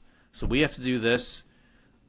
Carl, your colleague, is going to be working on this aspect, and Lucy, I need you to work on this part. So blah, blah, blah. And I'll go through the outcomes, what the success looks like, and then I'll invite you into the conversation. What are your thoughts on this project? What are your thoughts on the next steps? What does that look like to you? Get your concerns, if any questions you might have about the context that I didn't explain clearly enough. And then we'll talk through, what will that look like? What do you think the next step should be in order to do these tasks or do this this part of your job? What are the next steps for you? What I'm hearing also asking them questions, not just telling people. Yeah. It's a dialogue, right? You can still tell them what they need to do. And it's also then having, what do you think needs to happen next? When we were brainstorming for today's episode, we talked about asking for permission and how it's that important. Could you tell our listeners a little bit more about that? Yeah, I think asking for permission, is one of the most underrated ways to facilitate a conversation, to empower people. Because if you are if you're in a position of higher power, whether it's formal power or informal power, by asking permission, you're giving power to another person. You're letting them guide the conversation. So as you move on to the next part, I shared this project. Is it okay if I talk about what your role is going to be? Then you're moving forward, and they're part of the conversation itself also. So even the conversation will feel safer to them. It'll feel weird at first because it sounds like you're just asking a lot of times, is it okay if I talk about this? Is it okay if I talk about that? It needs to sound repetitive because you want it to feel like an ongoing dialogue of asking permission, of you're constantly checking in on every part of the conversation. And so that they can't also, as you go through the conversation, they can't say like, well, I didn't agree to be part of this, or I didn't agree. Like, well, yeah, you did agree that we were going to continue this conversation and talk about this. So it's also another stopgap for you to fall back on if they start getting, antsy about being in the process at all. What would you say if somebody says, well, no, I actually don't want to talk about it anymore. I just want to figure it out by myself. Okay. Then I would just talk about, okay, if you want to figure it out by yourself, I just want to make sure we're on the same page about these deliverables. That means for you as a manager or a leader, getting clear on, I need these deliverables by this. If you're concerned, then maybe it's breaking it in like, hey, listen, I need 100% completion by this date, by March 31st. Why don't we check in next week? It should take you, a week or two to get to 50% completion. Let's check to make sure you're still on track. And I want you to show me that you've done this much stuff. So it's okay to set those. If they really don't want to talk through every single thing, but some people don't. Maybe they're okay just taking it and running with it. That's okay. Just make sure you're setting up enough guardrails and checkpoints so you can see, is this progressing, or do we need to correct this or do some coaching or whatever? Makes sense. So create some boundaries. Yes, you can do this. And at the same time, we have to check in those times. Some leaders may be concerned, well, I don't want to ask for permission. They're my employee. They should listen to me. I don't want to sound too weak. It may sound like I don't know what I'm doing for, let's say, if they're asking for permission a lot. It's like sounding too soft. Yeah, I run into this quite a bit with people, leaders who feel like I don't want to be empathic and care about their situation more. I just want to be assertive. And they put it at these two extremes. And I always say it's not about either, right? Like they're in the middle. They're complementary to each other. It's not about like you can't be empathic if you're assertive, vice versa, right? It's being assertive. So being clear in your communication, being specific about what you need, and also understanding that there might be things going on in their world that might prevent them from getting things done, or they might be seeing it differently. So it's just helping them uncover those roadblocks. And so it's not about being soft. It's not about giving your power away. It's about you want them to take as much ownership as possible so that you don't have to keep holding their hand through the process. Now, if you're a leader that's like, I want to be in every single aspect, I want to know everything because otherwise I won't feel confident, and I feel like if I don't know everything, then I won't be able to answer their questions. That's a different question. You need to work with somebody else on that stuff, right?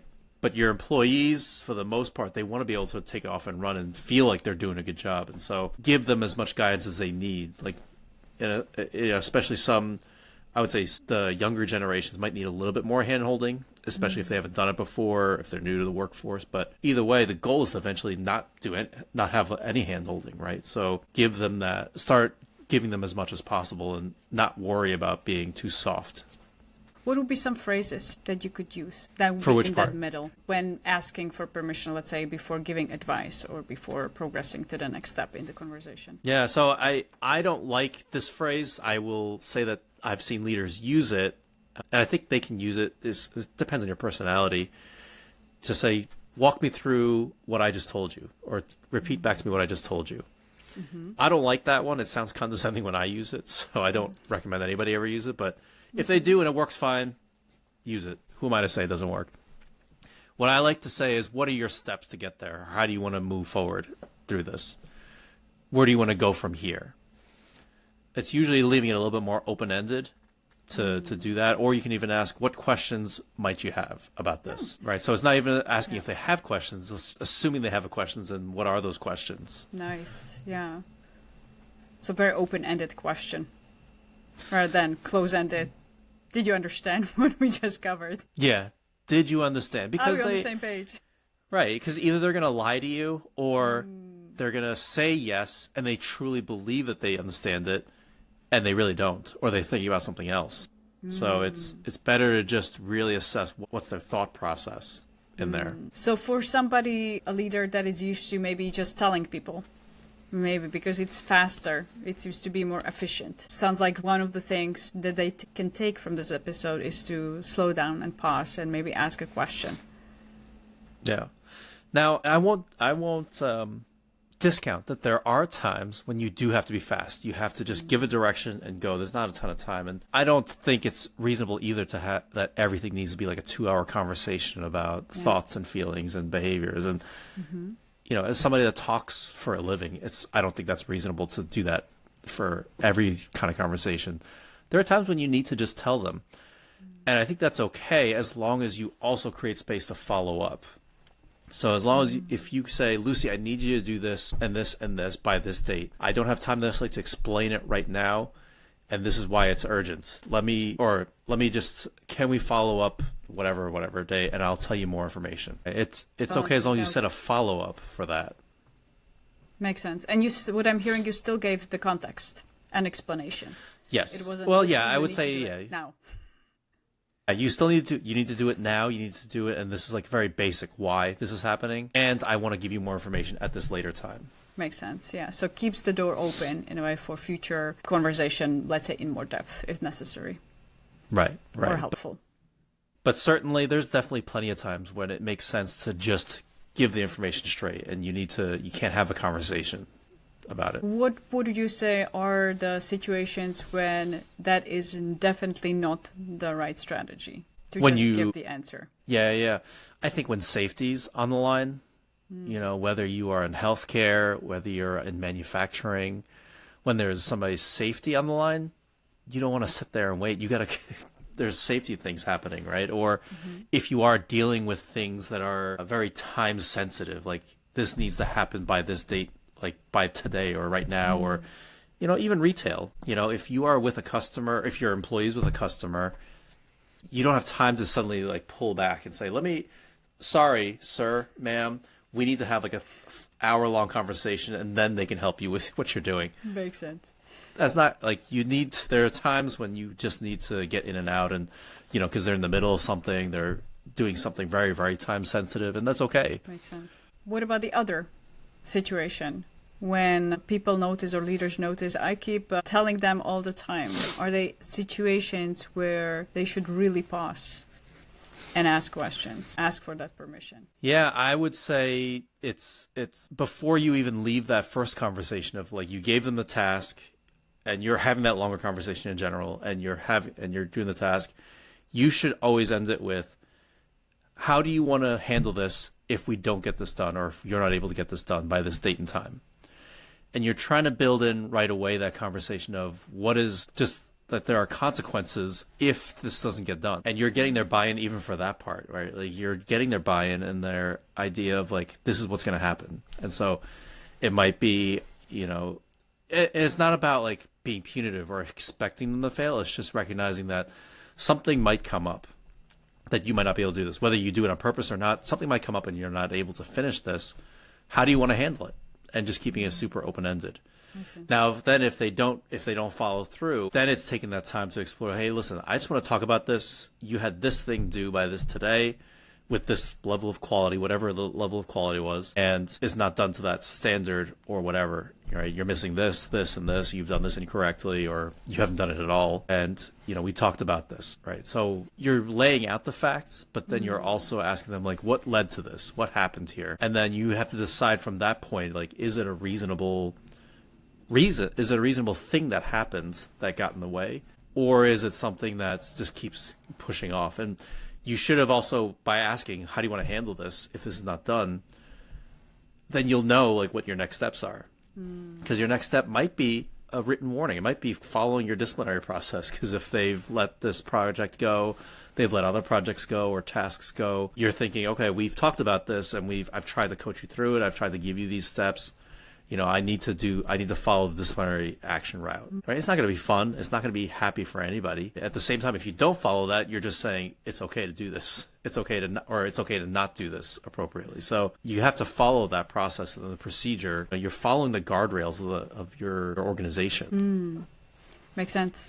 And I just realized we kind of dove straight in without me asking you about your story with accountability or with asking permission. I'm never. What is your personal story or of a leader that you coached where maybe they were struggling to keep people accountable and then they got the coaching and then what happened? Yeah, there's two, right? I think there's one leader who was giving, because of people leaving the team, he had to give one of his employees more duties, and they both had to take on more duties. It wasn't just this employee. But she was like, no, I'm just not going to do it. Like, just straight up, no, I'm not going to do it. And he was so annoyed by it, understandably so, that's fine. So we had to talk through how do you explore, like, why, and, it turned out to be like she doesn't know how to do certain tasks and she's already overloaded with some other things that she's trying to do, which is understandable. So it's helping, and then it was coaching her to think through, like, how do we prioritize or deprioritize certain things? Are there certain things we can take off your plate that we don't need to? How do we support you to skill up so you're able to do this task? Right. Recent client that I had, he had the same thing. He had this project that needed pretty high priority project. One of his staff just was not doing it, just kept missing deadlines and not doing it. And we talked through, like, how do you set, more frequent check-ins and about specific, benchmarks that they're making progress. And he did all that stuff, did everything that he was supposed to do.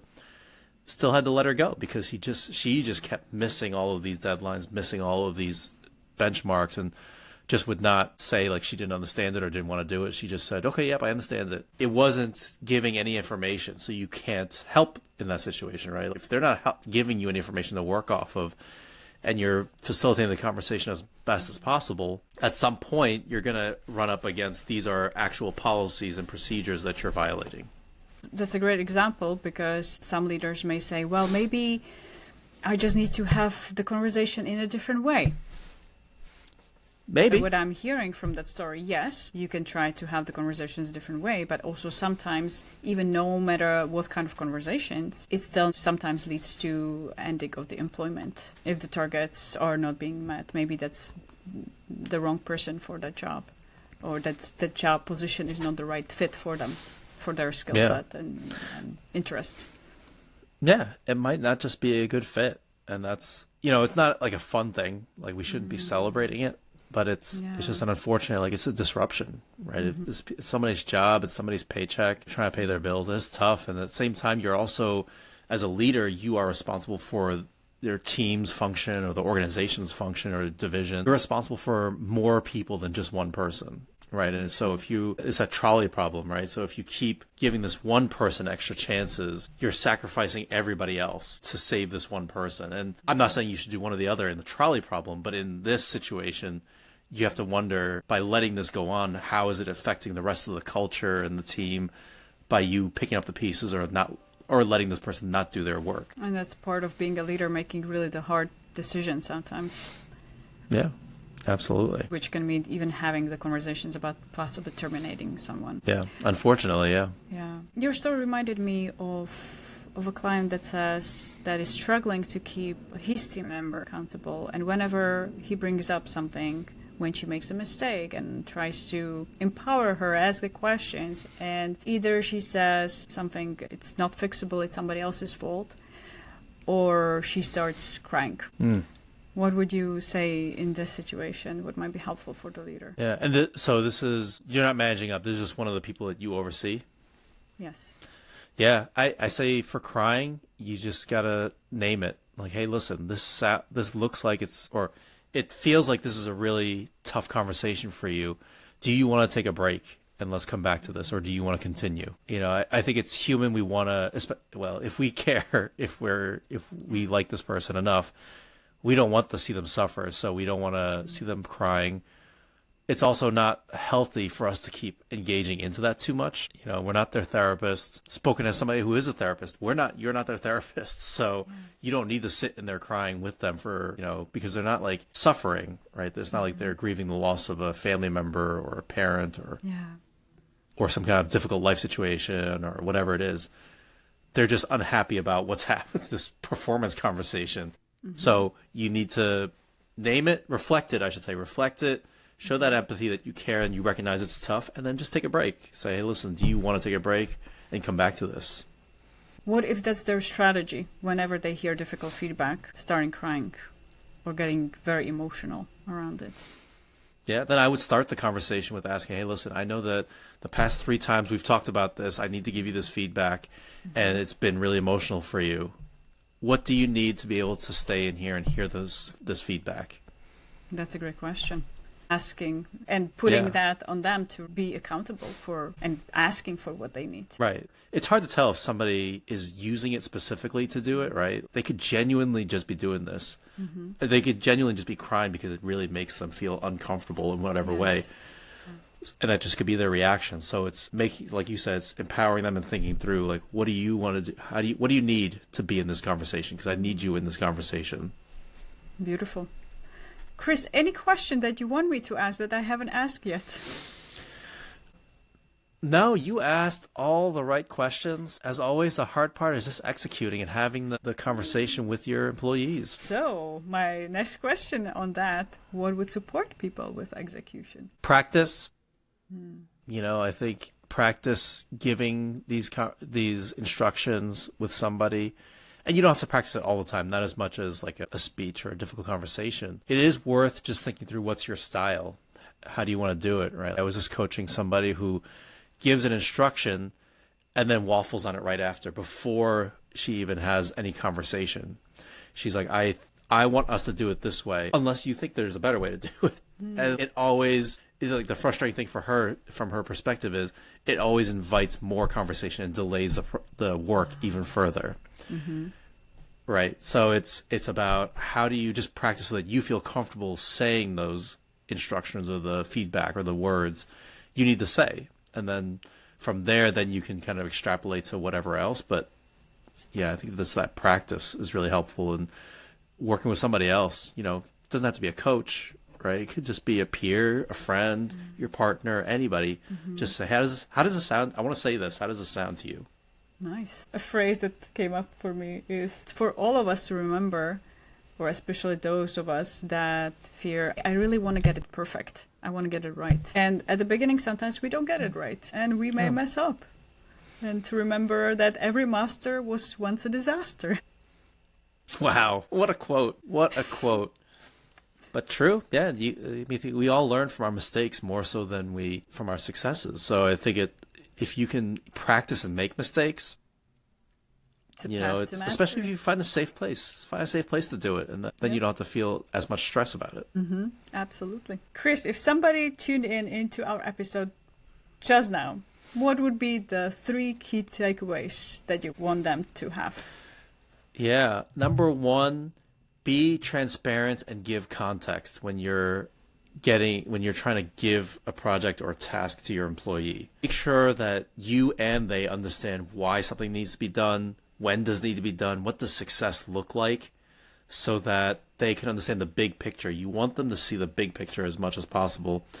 Yeah, I think that's especially a lot of the younger generations. They want to know why they're doing something. People aren't as happy about just doing something for the sake of doing it anymore. Not that we were ever happy with that, but give them that context. That way they can do it. And then second is, the more you can help them create ownership of that task or the project or the next steps, the more that they'll feel ownership and feel like they want to get it done. And you don't have to feel like you're micromanaging them the entire time. So either, I mentioned asking permission to engage in the conversation, asking them what their next steps are, how they would handle the task, what they would do, and then asking them how they would handle it if they don't get it done. Right. All of this is about how do you involve them in all the phases of this thing, right? Of all the things they can control, right? Like, they can't control the context or why it needs to be done. They can control some of the outputs and some of the things, but they can control how it gets done, right? And that's their job. You hired them or you oversee them. That's their job, is to see how it gets done. Your job is to oversee them, make sure they get it done. Makes sense. And the third thing, I think, is just being patient. Being willing to have the conversation and explore what's going on for them, and exploring that resistance. You're going to get that resistance, so just lean into it and just understand, where is this no coming from? Where is this pushback coming from? Right? Because the pushback's going to be genuine. They could be fake saying yes. They could fake saying, yes, I understand. Yes, I'm on board. Yes, everything sounds great. But when they push back, when they say no to something, that's genuine. That's a true boundary. They're not faking a boundary. They might not disclose why, but that's a good opportunity for you to figure out, why is this boundary here? Got it. Chris, if somebody says, yes, this is amazing information, but I'm so overwhelmed right now, I just want you to tell me, to help me, coach me, how can they reach out to you? How they can work with you? You can find me at myleadershippotential.com on my website, or you can just email me directly, chris@myleadershippotential.com. I also know you have a course. Yeah, you can also, if you are more of a self-paced learner and you want to just get better at all these aspects of difficult conversations, yes, I have a course. You can find that on my website. But yeah, check it out. I'd love to. It comes with coaching as part of it. So even if you just buy the course, it comes with coaching as part of it. Nice. Thank you, Chris. Thank you, Lucy. We have another episode done, completed. Please like, subscribe, ask us questions, such as any other topics or situations that you have. Let us know so we can co-create this show together and create content that is relevant and helpful to you. See you next time. Bye. Lucy, today, this is a topic that we've kind of hinted at over the years, or not years, but over the time we've had this podcast. But we don't personally have a ton of experience with this, layoffs. And it's in the news a lot, especially because it's happened to lots of organizations, lots of industries, across industries. I'm a victim of a layoff or a reduction in force. So it'll be interesting to hear from the other side, just thinking about how do you handle this conversation? How do you think about this conversation from the other side, from when you have to decide about this kind of stuff, or when you don't even have a choice about it? So I met Summer last year or last fall through my networking and through LinkedIn, and I love the work that she's doing. I think she's really cool. So Summer, welcome to our podcast. Thank you. I'm glad to be here. Summer, I love letting the guests introduce themselves because, I could always share who you are and read your bio, but I always like I think everybody likes hearing how you express yourself. So tell the audience who you are and how you got to where you're at. Sure, I'll give you the short version and then we can dive in deeper wherever you want to. Yeah. So I'm Summer Miller. I'm based in Brooklyn Park, Minnesota, so just north of Minneapolis. And I am a transplant out here to Minnesota from Phoenix and then originally from Oregon. So I've kind of moved around the states, but most of that time I was in corporate types of roles and mostly HR strategic types of roles. And just kind of grew up and moved through the motions of kind of learning and doing things, but staying in the same line of career trajectory. So just kind of thinking, what's the next step? What's the next step? And moving my way up. And eventually I think like a lot of people with the pandemic, started thinking about, is this what I want my life to be focused on? Do I want it to look different? So now I've been in business about 2 years doing my own thing. So I left corporate America. I'm an entrepreneur now, and I'm focused on helping people, businesses specifically, navigate change without leaving people behind. So everything I do is people centered. It's based on what people need to be at their best in work and life. And I'm an educator at heart. So I teach at a couple universities when I'm not running my business. And then I'm a mom to 7 kids. So we're a blended family. So my husband is Jason. We have 3 adult kids and 4 kids at home. So that's me in a nutshell. Awesome. And are you just perpetually tired all the time with 7 kids? Well, they've never all lived in the same house at the same time. So that helps Okay. us to kind of space it out. But I think I was when I was in my corporate role, because Mm, I think sometimes you can be doing work that just takes a lot out of you, where you feel like you don't have anything left to give at home. And I'm in a different space now. And I think some of that is it comes with not identifying yourself so closely with your job and how productive you are and those types of things. So now when I work, I'm doing things that are life-giving, kind of breathing mm, life into me, energizing, so that when I am with my family, I have something to give. And mm. so I'm less tired now, even though I might work more, if that makes sense. Yeah, yeah. Yeah. When we talk about this conversation, I think one of the reasons we connected or we love each other's work is because we're focused on not just the corporate stuff and the HR stuff, but how do we deal with people? How do we move people along and connect and uh, value our most important resource, which is the humans, which is the people that work in our organizations. Here's the problem: layoffs are such a hot topic issue because we only ever hear about it from the people who are laid off, like their experience of pain and all this stuff. So the layoff conversations. Have you been a victim? I'll use the word victim, but have you ever been on the receiving end of layoffs? In a maybe an unusual way. So I was helping orchestrate a lot of those kinds of things in a company I was part of. So I was able to kind of plan my own exit and Hmm. benefit from a severance package. That's not most people's story. So I Yeah. would say never probably in the way that you described earlier. I know you said you had gone through job elimination. I've never had it unexpected. And that's the experience for most people is Yeah. it comes up quickly. Maybe they can kind of see the writing on the wall, but it's hard anyway you look at it. But I have been a part of making those decisions, thinking through how a company might tackle some of those challenges, how it's communicated. And Hmm. I have really good and really bad experiences with all of that. So that's hopefully things we can dive into because I think it's good for people to see kind of some of the different angles and understand what goes into it. Yeah. I can't wait to dive in because I want to dive into all of that. How do you even think about it? How do you conceptualize who to lay off and the structure, all that, but also how do you get into it when you're the messenger, right? Because I think a lot of people who have to deliver the message didn't make that decision either. They just were told like eliminate these few people or this group of people, and but yeah, I can't wait to just dive into it. So let's talk about this. When you think about layoff conversations, why are they so? What makes this a hard conversation to have and to hold in the first place? I think it's right back to the point that you just said. Most times the people communicating it did not make the decision. So right there, there's already tension, and there's a lot of heaviness to the conversation. And one of the things that people may not always realize is when you're the person communicating, there's a job elimination, there's a reduction in force. Usually a decision's been made. You're the messenger of that decision, and you usually don't have freedom to say what you want to say.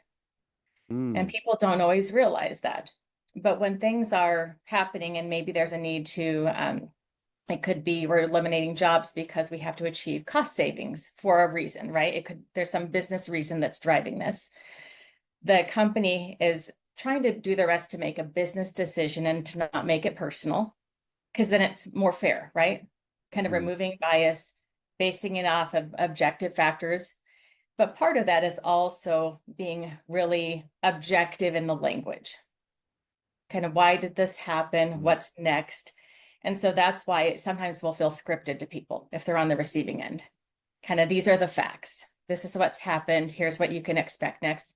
That also can feel cold, right? It can feel uncaring. It can feel like you've worked with me all these years and all you're going to give me is like something you're reading off a script. Right. But a lot of times the messenger they aren't free to say what they want.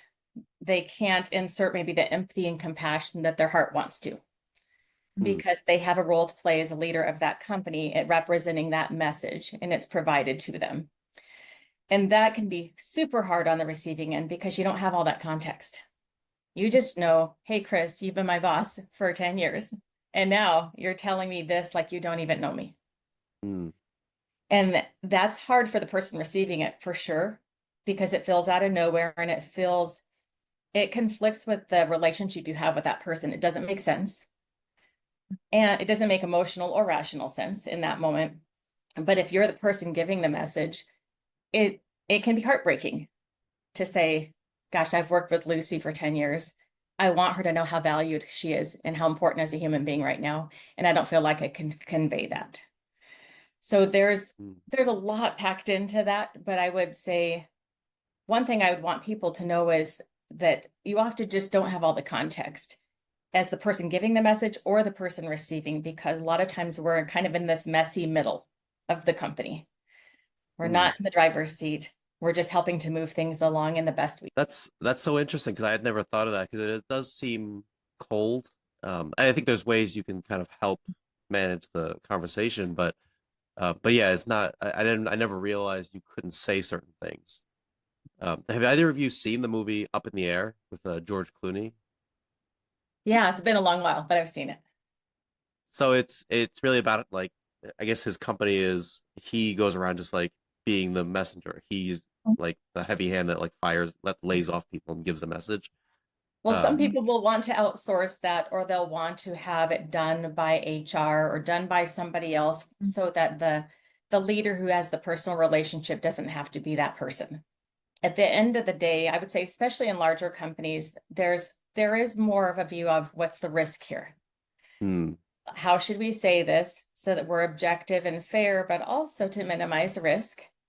Because if you just had a leader go out and say whatever they wanted to say, that could open up risk. Maybe they would apologize. Maybe they wouldn't give the right context. Maybe they would do things that create, an issue. And that there's a deeper issue there, because that has to do with how do we trust our people? How do we prepare them to have conversations, right? I think there are ways to do this a lot better than what we often see.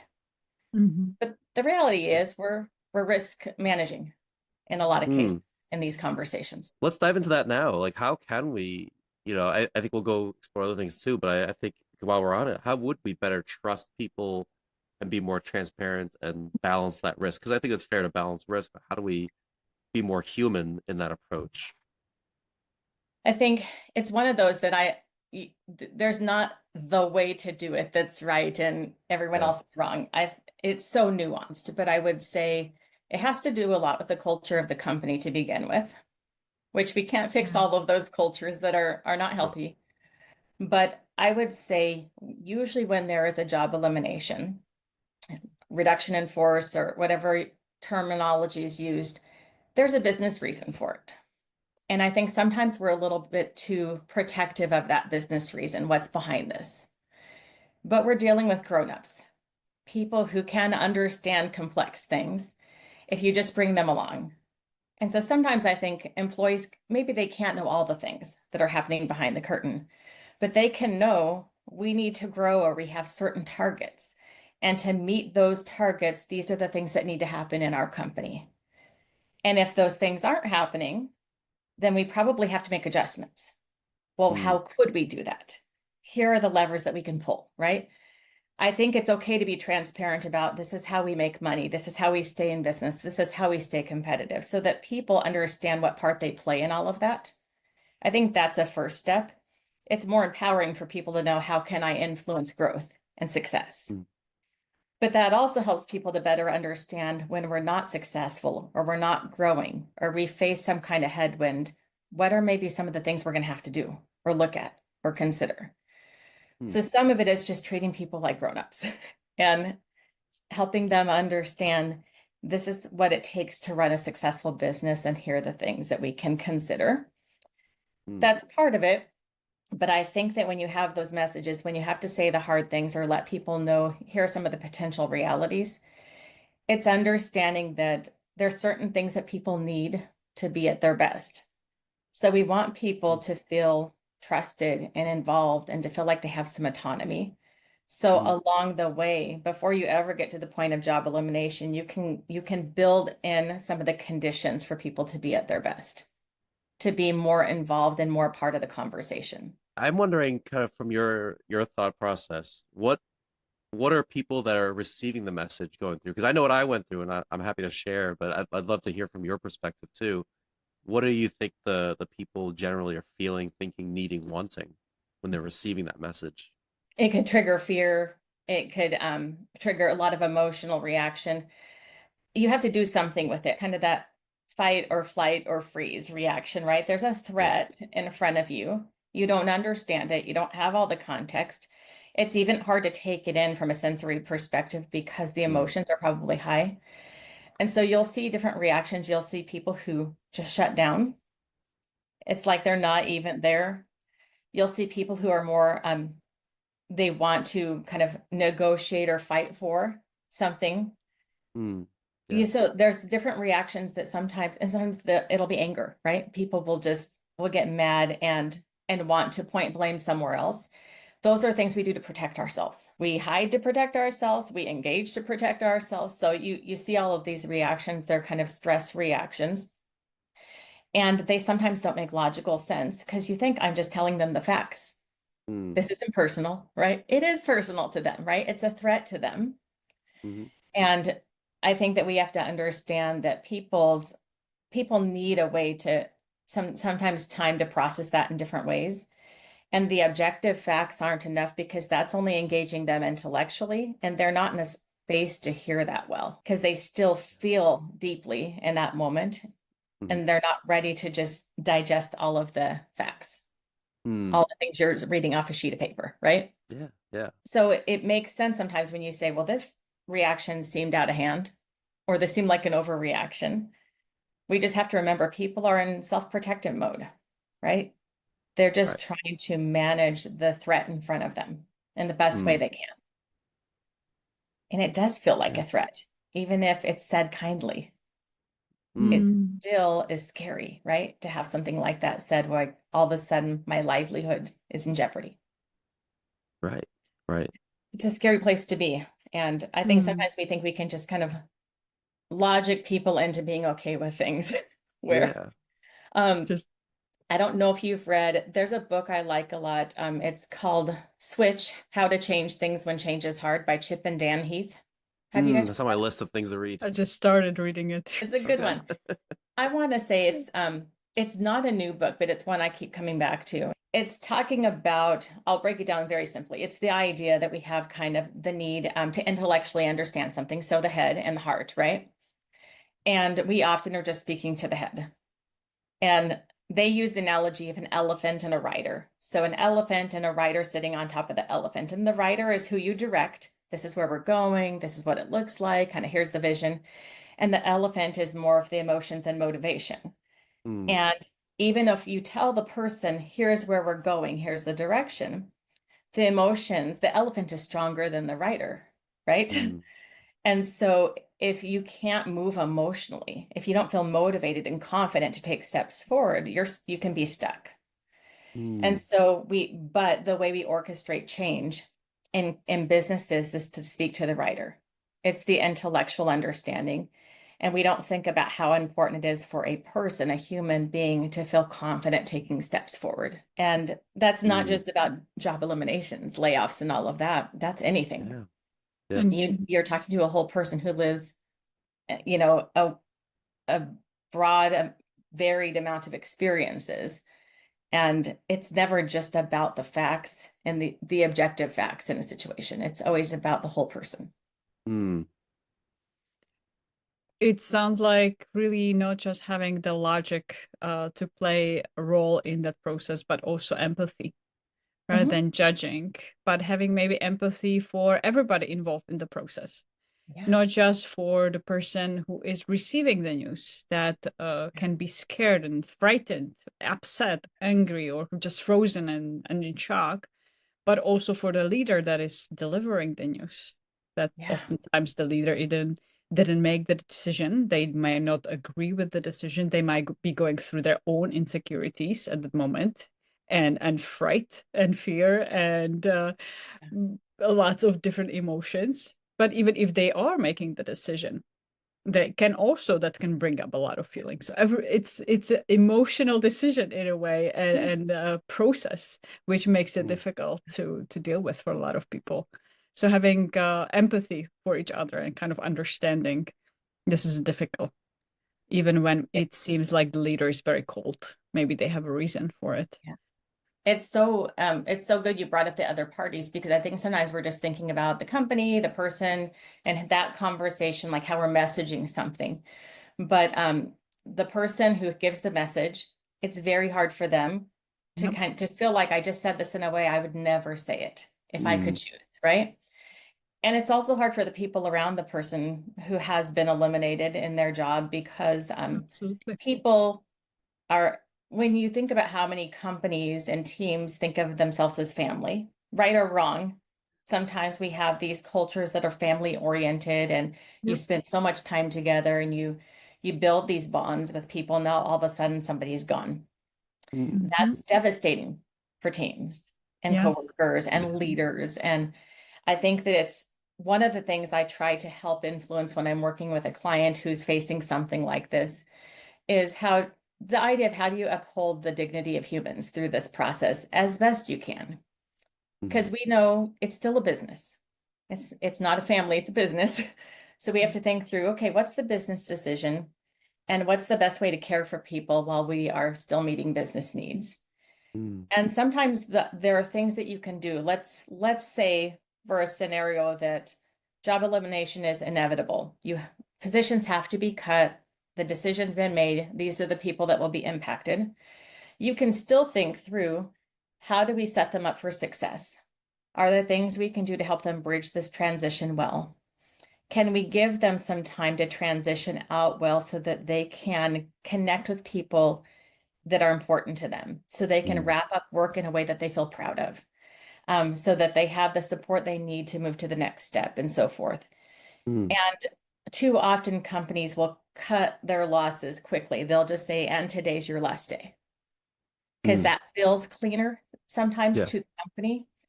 But it doesn't have to be that way. I would say there are circumstances where maybe there's a security risk, or maybe it's a sales position and there's a concern about somebody maybe taking clients from one place to the next. There's reasons why you might want to cut ties immediately, but often you don't need to. You can transition well so that people know I'm valuable as a human being, as a contributor. This wasn't personal. And so my company is doing what they can to make this be as positive a process as it can be. Mm. You can orchestrate it that way. It takes more time and intention, but it's so worthwhile when you think about the people that are impacted, not just the people that are losing a job, but the people around them. When I got laid off, I was given, it was like the beginning of the month. They gave me to the end of the month. Yeah. I had a friend who was a senior director at MIT. They laid him off in July, but they put him on, they kept him on until the end of December. They gave him a whole half year. I think they said that's how their policy was. Like instead of giving a severance, like because I got a severance in addition. Yeah. But my friend, like, or for how they did it, they instead of giving a severance, they just let you keep you on staff until the end of the year, or whatever Yeah. amount of months that is. It's good to have some kind of runway, whether it's kind of working notice where you're actually working while you have that notice time, or some people will have, they might be told you have another month and then your severance begins, right? And you're still you're still receiving compensation. You're just not actively working. Right. I think that there's a lot of good ways to do it because it can be hard for some people if it's too long. Because maybe they don't want to hang out for 6 months once they know. Absolutely. Yeah. Right? Yeah, that's But true. maybe 2 weeks is good, or 4. Yeah, I've worked with clients that sometimes they had either even a year when they were told this huge corporation were laying off a lot of people, and they were told maybe you have 12 months. And if you stay, then there is a retention bonus, this you can leave anytime if you want to, but then you are not going to get a compensation, additional compensation. Or if you stay, you're going to have additional bonus. And so they were incentivized to stay. However, it's been really difficult for them because they saw all the team members leaving month after month. They were the ones staying. And now the new teams were being onboarded, often from different countries. So that made things really difficult for a lot of people. And there was lots of feelings for lots of months. Yeah. I could see that though. I think there's some good things about that scenario is that people have some choice, some autonomy, and they can opt out. They can say, no, thanks. I don't want to ride this out. I'm out. I think that's a good decision for people to have, or for people to say, I'm willing to put in the work and get that retention bonus. Yeah. It is good if you can create options for people, because we do, as humans, we do like to have choices, even small ones.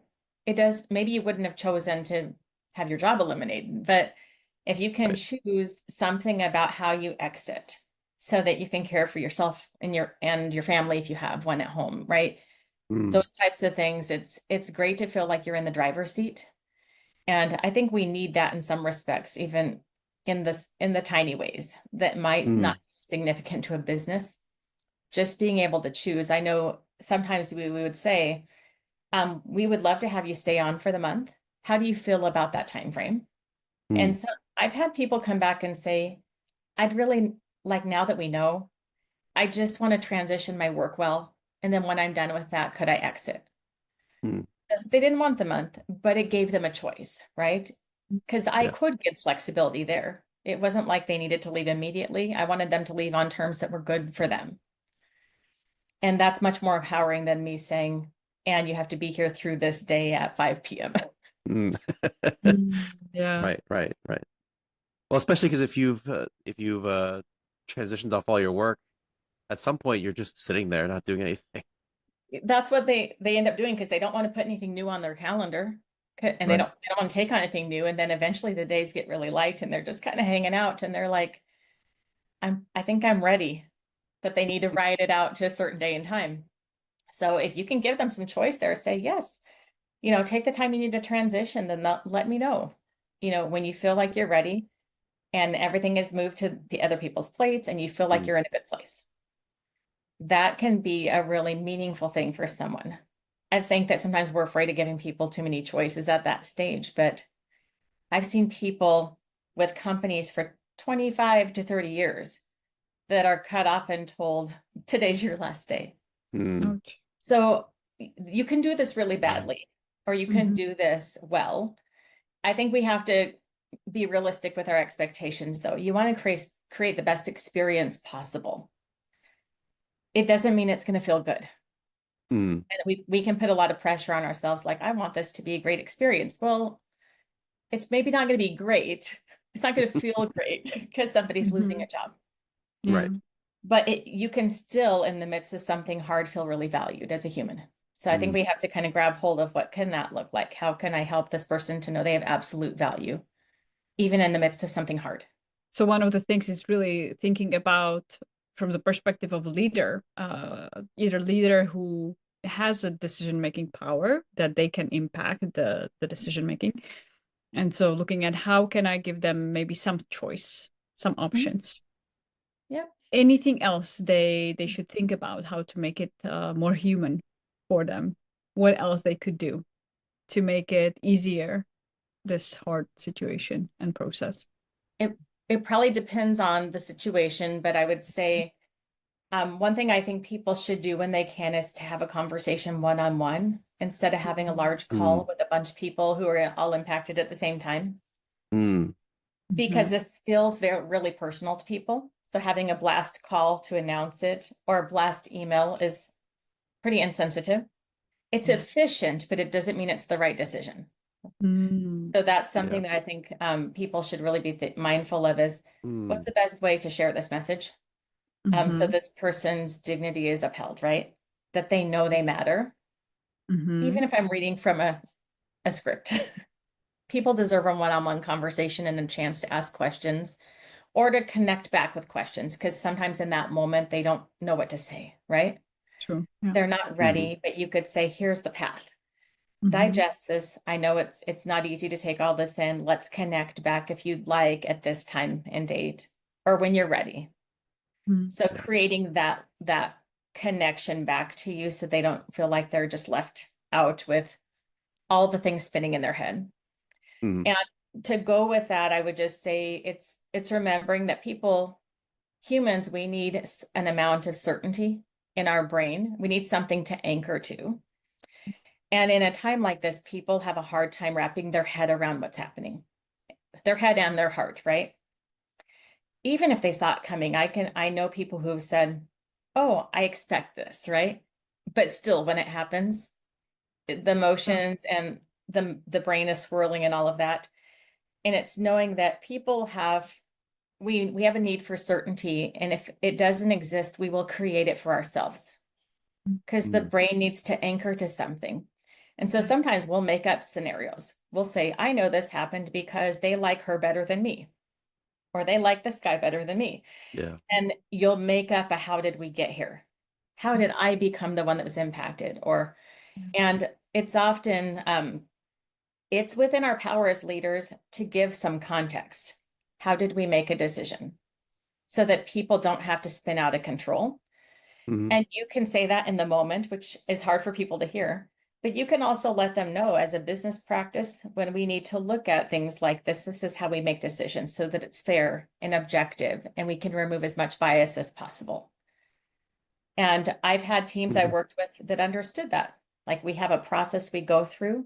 And it helps us to look at the function and the job and not the person when we make the decision. Because if you're just looking at the individual people, sometimes you become very biased, right? I like this person, we get along great, or we've worked together 20 years, and you're not necessarily thinking about the function and the business and what the business needs to grow. And sometimes that piece can feel a little cold, the business need, right? But you are running a business. And you have to design a business for its own good. And so when you make decisions to eliminate jobs or to restructure or reallocate, you have to be thinking about what powers this business and are we designed well for that? If I'm going to eliminate a job, it needs to support that good design. And you can tell that story. You can help people understand how we got there conversation. So that they can understand I could be a stellar human being, an amazing performer, great at my job, and still not be a good fit for the design of where this business is going. I'm curious, how do you kind of balance that need to look at it like a business, which I agree with wholeheartedly, How do you balance that with leaders who are more purpose-driven leaders who are really all about people over profits and they want to make a difference, even nonprofits like that have to still make that decision because they're still businesses. They still have to grow or make money in some way. How do you balance that? It's tricky, for sure. So I would say I do work with people that are more mission and purpose oriented. They're still running a business though. If they're a nonprofit, they're still a business. Yeah. And I do Yeah. work with nonprofits. So we still look at the design for business. What does the business need to grow and thrive? Whether it's a nonprofit, for profit, it doesn't matter. And then because I do some of my work involves org design, that is how do you design to support that growth, right? From a people perspective, systems, processes, structure, all of that. You start to think through, okay, what are the functions we need? And now who is the right person to fit that function? Mhm. But you design for the business first, and then you find the right people to support it. Mm. So then when you're making a business decision, it's not really about, it's not that you're not caring for the people, but you designed it in the right way to begin with. You would have designed to fulfill that mission or purpose in the way you structure and the positions you create, and then you found the right players. But sometimes business needs change. What worked for you in the past won't work for you in the future. And so I've seen that happen where maybe they had somebody that was a wonderful contributor to the business, but maybe doesn't have the right capabilities to take them into the future. Mhm. And but the business has a mission or a purpose to fulfill. If that person can't be a part of bringing that to life, they're probably not the right fit. Mhm. But sometimes you can say, is there another seat that they could sit in where they would be a great fit now? So it doesn't necessarily mean we just cut people loose.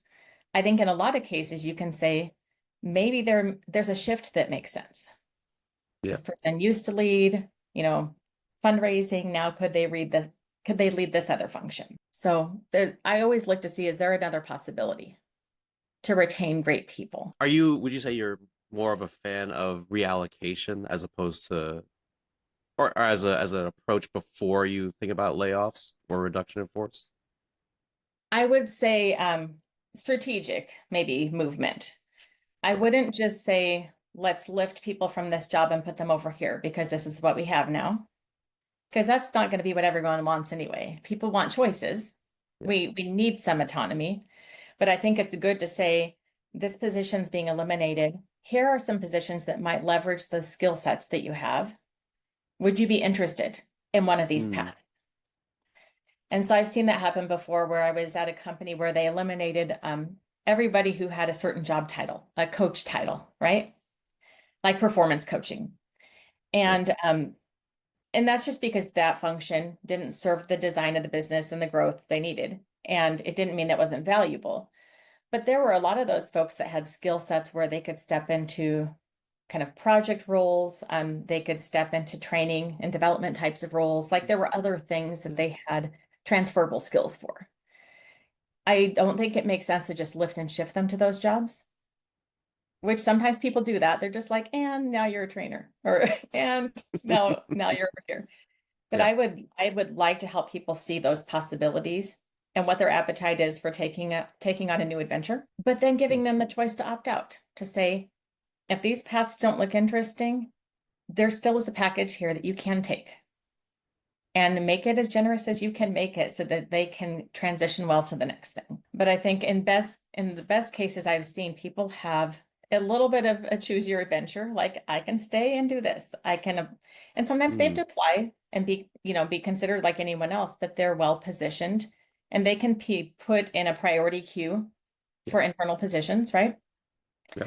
So you can do some things to make the path to their next step easier to navigate. I'm curious because I'm passionate about emotional intelligence and how do we manage emotions. Since we shared that this is emotional conversation for everybody and decision. Yeah. What are some of your tips? How does the leader can manage their own emotion or the process during that conversation? It's a big question because it's so it's hard and different for everyone. But I would say one thing that I try to do even when I've had these conversations, as I think through kind of what's within my control and what's within my influence. I can't control the script I have to read, right? Let's say I'm given something I have to say, and I've been in that spot before, and I read it through and I'm like, I would never really say this in this way to another human. Okay. I can't control that because I'm required to say it. And so then I think, what can I influence? Or are there pieces of this I can control? And so that I can make sure this person walks out of this conversation, know that they're a valued human being. And that can be, what do I say after that?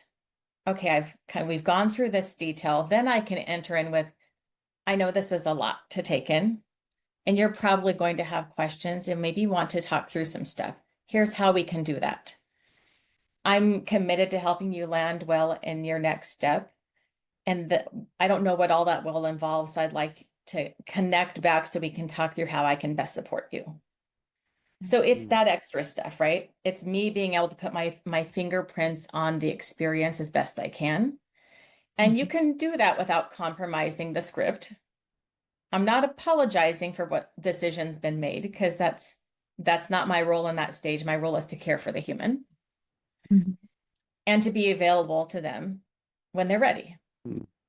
And sometimes they're going to be ready, like they're going to want to dig into it right then. And sometimes they're going to say, I need a minute here, and they'll come back when they're ready, and you can reach out to follow up too. So I would just say, what can you control? What can you influence? Enter into those spaces and be your authentic self as a leader as best you can, as long as you're not compromising things that have been required for your role. It is a balance. It's a dance. It's tricky, right? But I think you have to take that step to stay true to your values and to who you are as a leader. I imagine, like, if you're in a smaller business, you as the decision maker might also be the messenger. What differences or similarities, maybe it's the exact same thing, but how do you see that play out? In a smaller business, people are much less formal about stuff like this. Yeah. Unless they have legal counsel or somebody else involved, right? And that can be good or bad. So I think that the good side is you can be more human and connected in these conversations. That does open you up to more risk. So there's the downside, right? Is if you are just saying all of these things and it's super apologetic and I'm so sorry and you've been our top person, but now we have to let you go. That opens up some risk to your company because it doesn't sound super objective, right? It could be really mixed in with your emotions. So I think that that's the risk when I work with a smaller business, kind of a leadership team who's having to make tough decisions.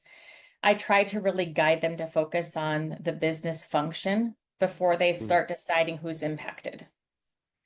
And that happens in big companies too. It's just a bit more structured in a big company. Smaller companies, they just start thinking people. So should Chris be gone, or should Summer, or should Lucy? And I try to get them to pause on that and say, where's your business going and what do you need to be successful? Now, how do these roles, these positions support that? And does Chris happen to be in a position that's not serving the company's needs? And if he is, could we use him in a different way? Is there another job that might be a good fit? So I just try to get them to reframe it a bit so that whatever they land on, they can support it well. They can feel like they made a good business decision, but they can also treat you well in the process. Yeah. And if people don't have guidance, sometimes they can go a little bit rogue and cause problems for themselves or others, or cause a bad experience. So it can be a little messy. So I would say if you're a small business or a large business, you should have somebody helping to guide this kind of decision so that you do it with care and you remove the bias you need to, and you make objective decisions that you can support and you can feel as good as possible about for the business. I think it's tied to the idea of empathy, but maybe not in the way everyone thinks of it. Not this whole put yourself in their shoes. That's kind of an aspect of empathy. But I would say enter into the discomfort with people without trying to fix them. That's harder because we want to come in and say, it's going to be okay. You'll land on your feet. Like, we have all these things people say, but people are just in the midst of something that's really painful, and it needs to be okay for them to be in that space without somebody trying to push them somewhere else. Mm. And then being curious. So it's kind of a combination of empathy and curiosity. But the curiosity is the asking questions about what would be helpful for them. Like, how do they want to be supported? Instead of assuming you know what's going on and how to help them. Because some people, they aren't ready to start talking about fixing up their resume and looking for jobs, and that's okay. I think that we need to get to some of that stuff on our own timing. So that's how I help with that, is just saying, how can I demonstrate empathy by being in the discomfort with them in the way that's meaningful for them?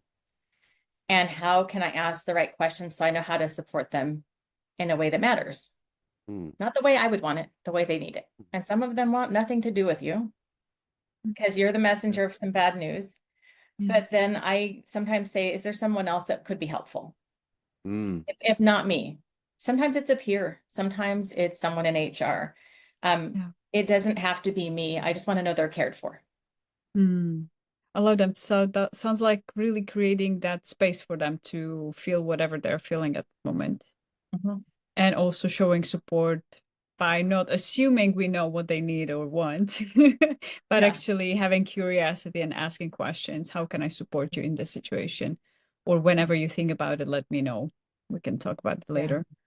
I think that's just good practice for humans in general. That we sit with people where they need us to be, and we don't try and push our agenda with them.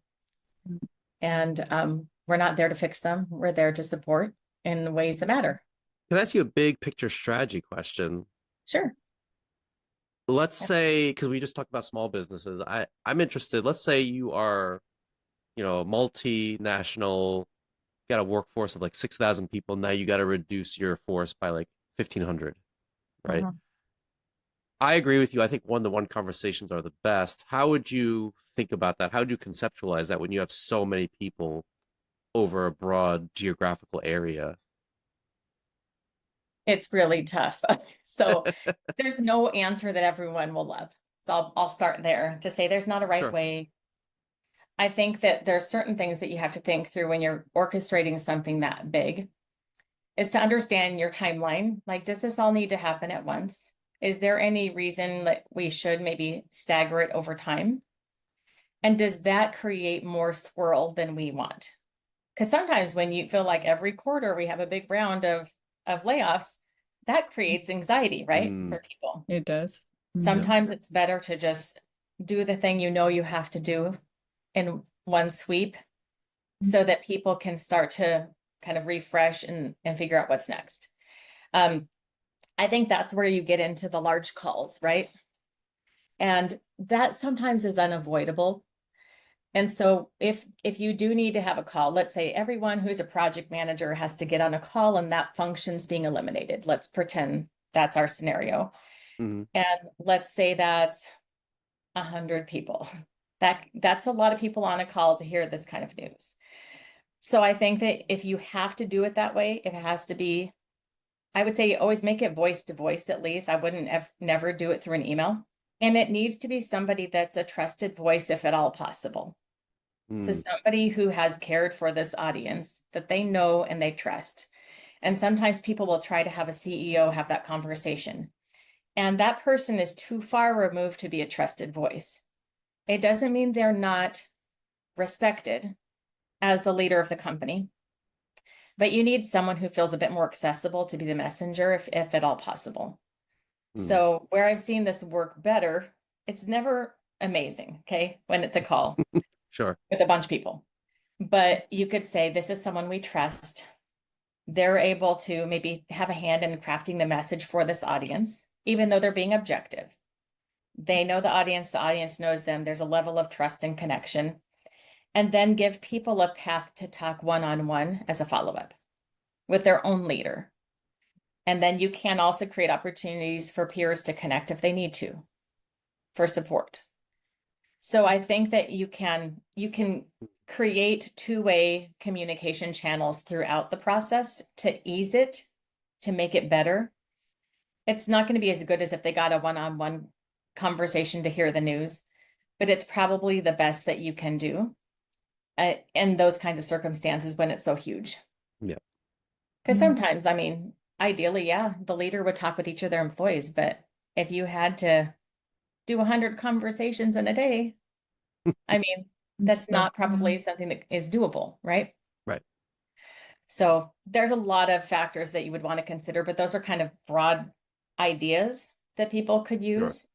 Just remember that kind of that you talked about the idea of feeling safe before, right? And that people, even with hard messages, they're better received by someone you trust because you feel like that they have Mm. your best interest in mind. Yep.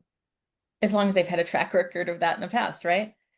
And we sometimes put too much in having an executive send a message, and that voice is just too distant in most cases. So really pausing and thinking about, again, going back to the empathy. What would make it easier for the people to receive? Who would be the best person to deliver the message that people actually trust, not just respect, but also trust? Yeah. And there's kind of trust is one of those words that you can define a lot of different ways. I would say True. we trust people to do their jobs. We trust them big picture to do stuff, but Mhm. you've probably been in the trenches with people that you trust differently, right? Where Yeah. it's more vulnerable. They're the Mhm. people who know like that you don't have it all figured out and they still think you're great anyway, right? And Yeah. you want that person, that kind of trust in that conversation, if at all possible. And that just makes a difference for people to know that they are in a safe space when they're hearing hard news. Mhm. Mm. This sounds like somebody they have a better relationship and closer relationship with Yeah. and connection. Mhm. And it doesn't always exist. So when that if somebody has to give a message and they still are like, I don't know all these people personally, because that happens. Yeah. Then I'll say, how can you create a space for them to connect with people they know well after this Mhm. conversation? Mhm. And that could be their leader and their team come together. Because there are cases where the immediate leader has nothing to do with the decision. They're hearing it like maybe at the same time as their staff, maybe Mm. 5 minutes before. Mhm. I know one time I was put on a call with a leader, and it was, I want to say 15 minutes before a large call was scheduled. And it was, hey, we're about to make an announcement. You have a new job. You're going to move over here. Half your team's going to be gone. Half your team's going to go over here. They're about to find out, right? And you're like, what do I do with that? Because I didn't have time scheduled to meet with my team and follow up and do all the things. You can give leaders a heads up so that they can create those Yeah. forums for safe conversation. Mhm. But that didn't happen in my case. So I was doing the mad Ugh. scramble to like take care of people, right? What are some of the most surprising reactions you've had to hearing the news? Like you've given the news and like you didn't expect this reaction. I think probably I expect anything now because I've done this enough that I'm like, we all react differently. Mm. I think that people have been angry and have yelled. You know, I think that's the thing that maybe is the most surprising in a business environment when you're not used to seeing that, right? Mm. It's not unexpected if you just think about what's happening and how people react to threat, right? But it's sometimes surprising because you see a different side of someone's, you know, personality or character that you're like, this is out of character for them. This isn't who they are. But they're not being rational in that moment. It's an emotional response. So I think that I've had that happen several times where somebody either yelled at me or yelled at the leader that was in the room with me because I've been in HR. So sometimes I've been the HR person with the leader, helping guide them through. And so I take the blame because I'm there and I'm HR, right? Even if it wasn't my decision, because often these things are not HR's decision. They are there to Yep. support and make it the best possible experience. But sometimes you take the blame as the HR person because people don't know. So I would say not surprising at all anymore. But those anytime you're yelled at or blamed for something you don't own, it's hard, right? Mm. But I think we have to just have a lot of compassion for the person and what they're going through to extend some grace, to be like, I know this isn't your character. You're hurting. And out of hurt and out of threat, a lot of things come out that wouldn't be our best moments. And so I hold those loosely. I don't hold anger against people. I'm kind of like, you're entitled to have a little bit of an emotional freak out. Anyone would feel a lot of emotional pressure, and that comes out in so many different ways. Summer, I don't know if this has ever happened, but we always wonder, what if somebody were to turn on our podcast and fast forward to this point in the episode? We don't know why, but let's say they did and they skipped the entire first part of the episode. What would be 1 to 2 big takeaways for them that you'd want them to walk away with? Well, some of them I've said, I'll maybe say it in different words, but it's the idea that when you're having a difficult conversation about job eliminations or really anything, is there's always the objective of there's a message I need to share. But what really matters is, does this person know they're a valued human? Do they know I care?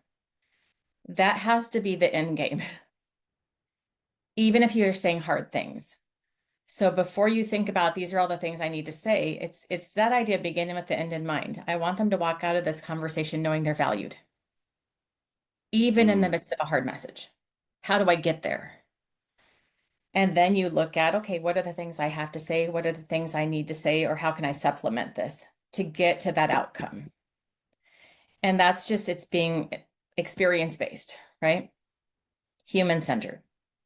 So I would say that's the biggest thing, that may think of it like a guiding principle for difficult conversations. And the other piece of that, which I talked about, is focus on what you can control and influence in the whole process. Because this is the kind of conversation, anything around job elimination, a lot of us are kind of in that, we're not the decision maker, we're just the messenger. And that could feel like a disempowering role to have, but you can flip that. You can make a difference with that role, even though it feels like your options are limited.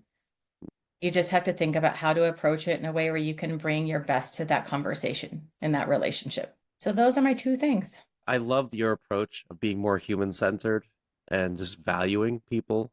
I think it resonates with me. That's the word. I think that's why we connect, is we love that work of being more human-centered in the way we do our work. Well, I also love that we are pausing and reflecting, how can we have this conversation better?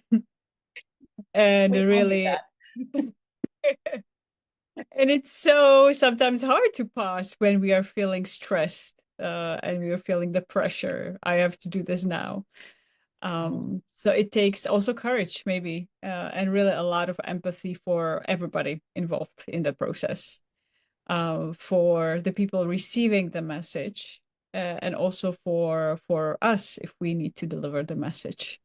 And let's say we really don't want the person to leave, but that's the business decision that makes sense. So also creating that space for ourselves and for the other person.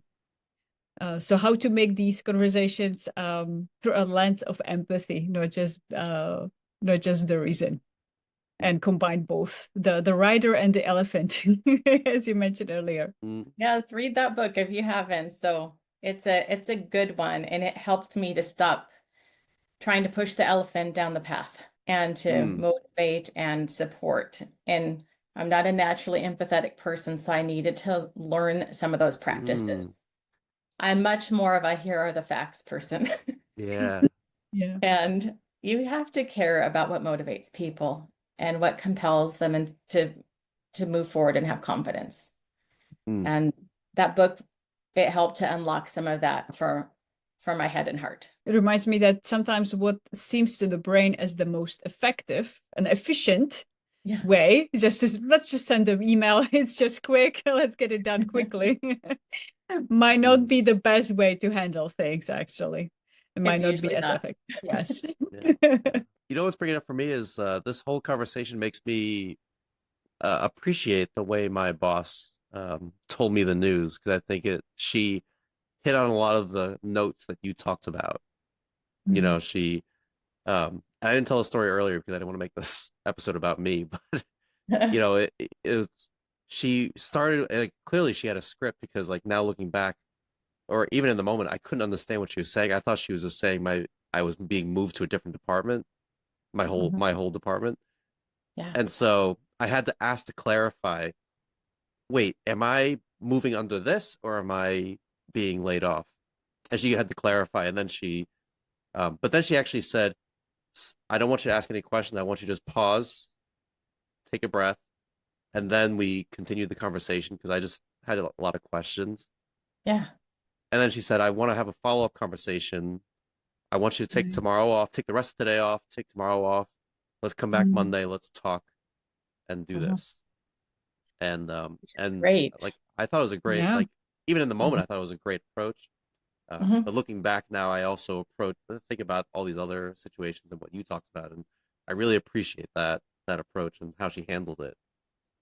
And she probably chose a lot of that, because a lot of times that stuff's not required. It is Yeah, give the message and let us know when you're done, right? yeah, yeah. And it's more checklisty, right? Which to Mhm. manage big stuff, you have to have a structure and you got to have a plan that you're executing. But I love it when leaders add in those meaningful steps, because they know you. Yeah. They've got a relationship and they know what you need to be able to move into onto what's next. So shout out to Heidi. Great job. Yay. Hey, Heidi. Summer. Let's say somebody will listen to our podcast and they say, I need to know more. I need Summer's help. How they can reach you. Well, you can find me on LinkedIn. So it's Summer Miller, EDD. That's my letters after my name. But my website is sdmintegrativeconsulting.com. So you can go on there. Most of what you'll see there is not directly related to job elimination. I mostly work with businesses to help them navigate change with a people-centered perspective. So not leaving people behind. But I would say everything I do is about people-centered leadership and change and growth. So it is, how do you prioritize what people need so that they can bring their best to work and relationships?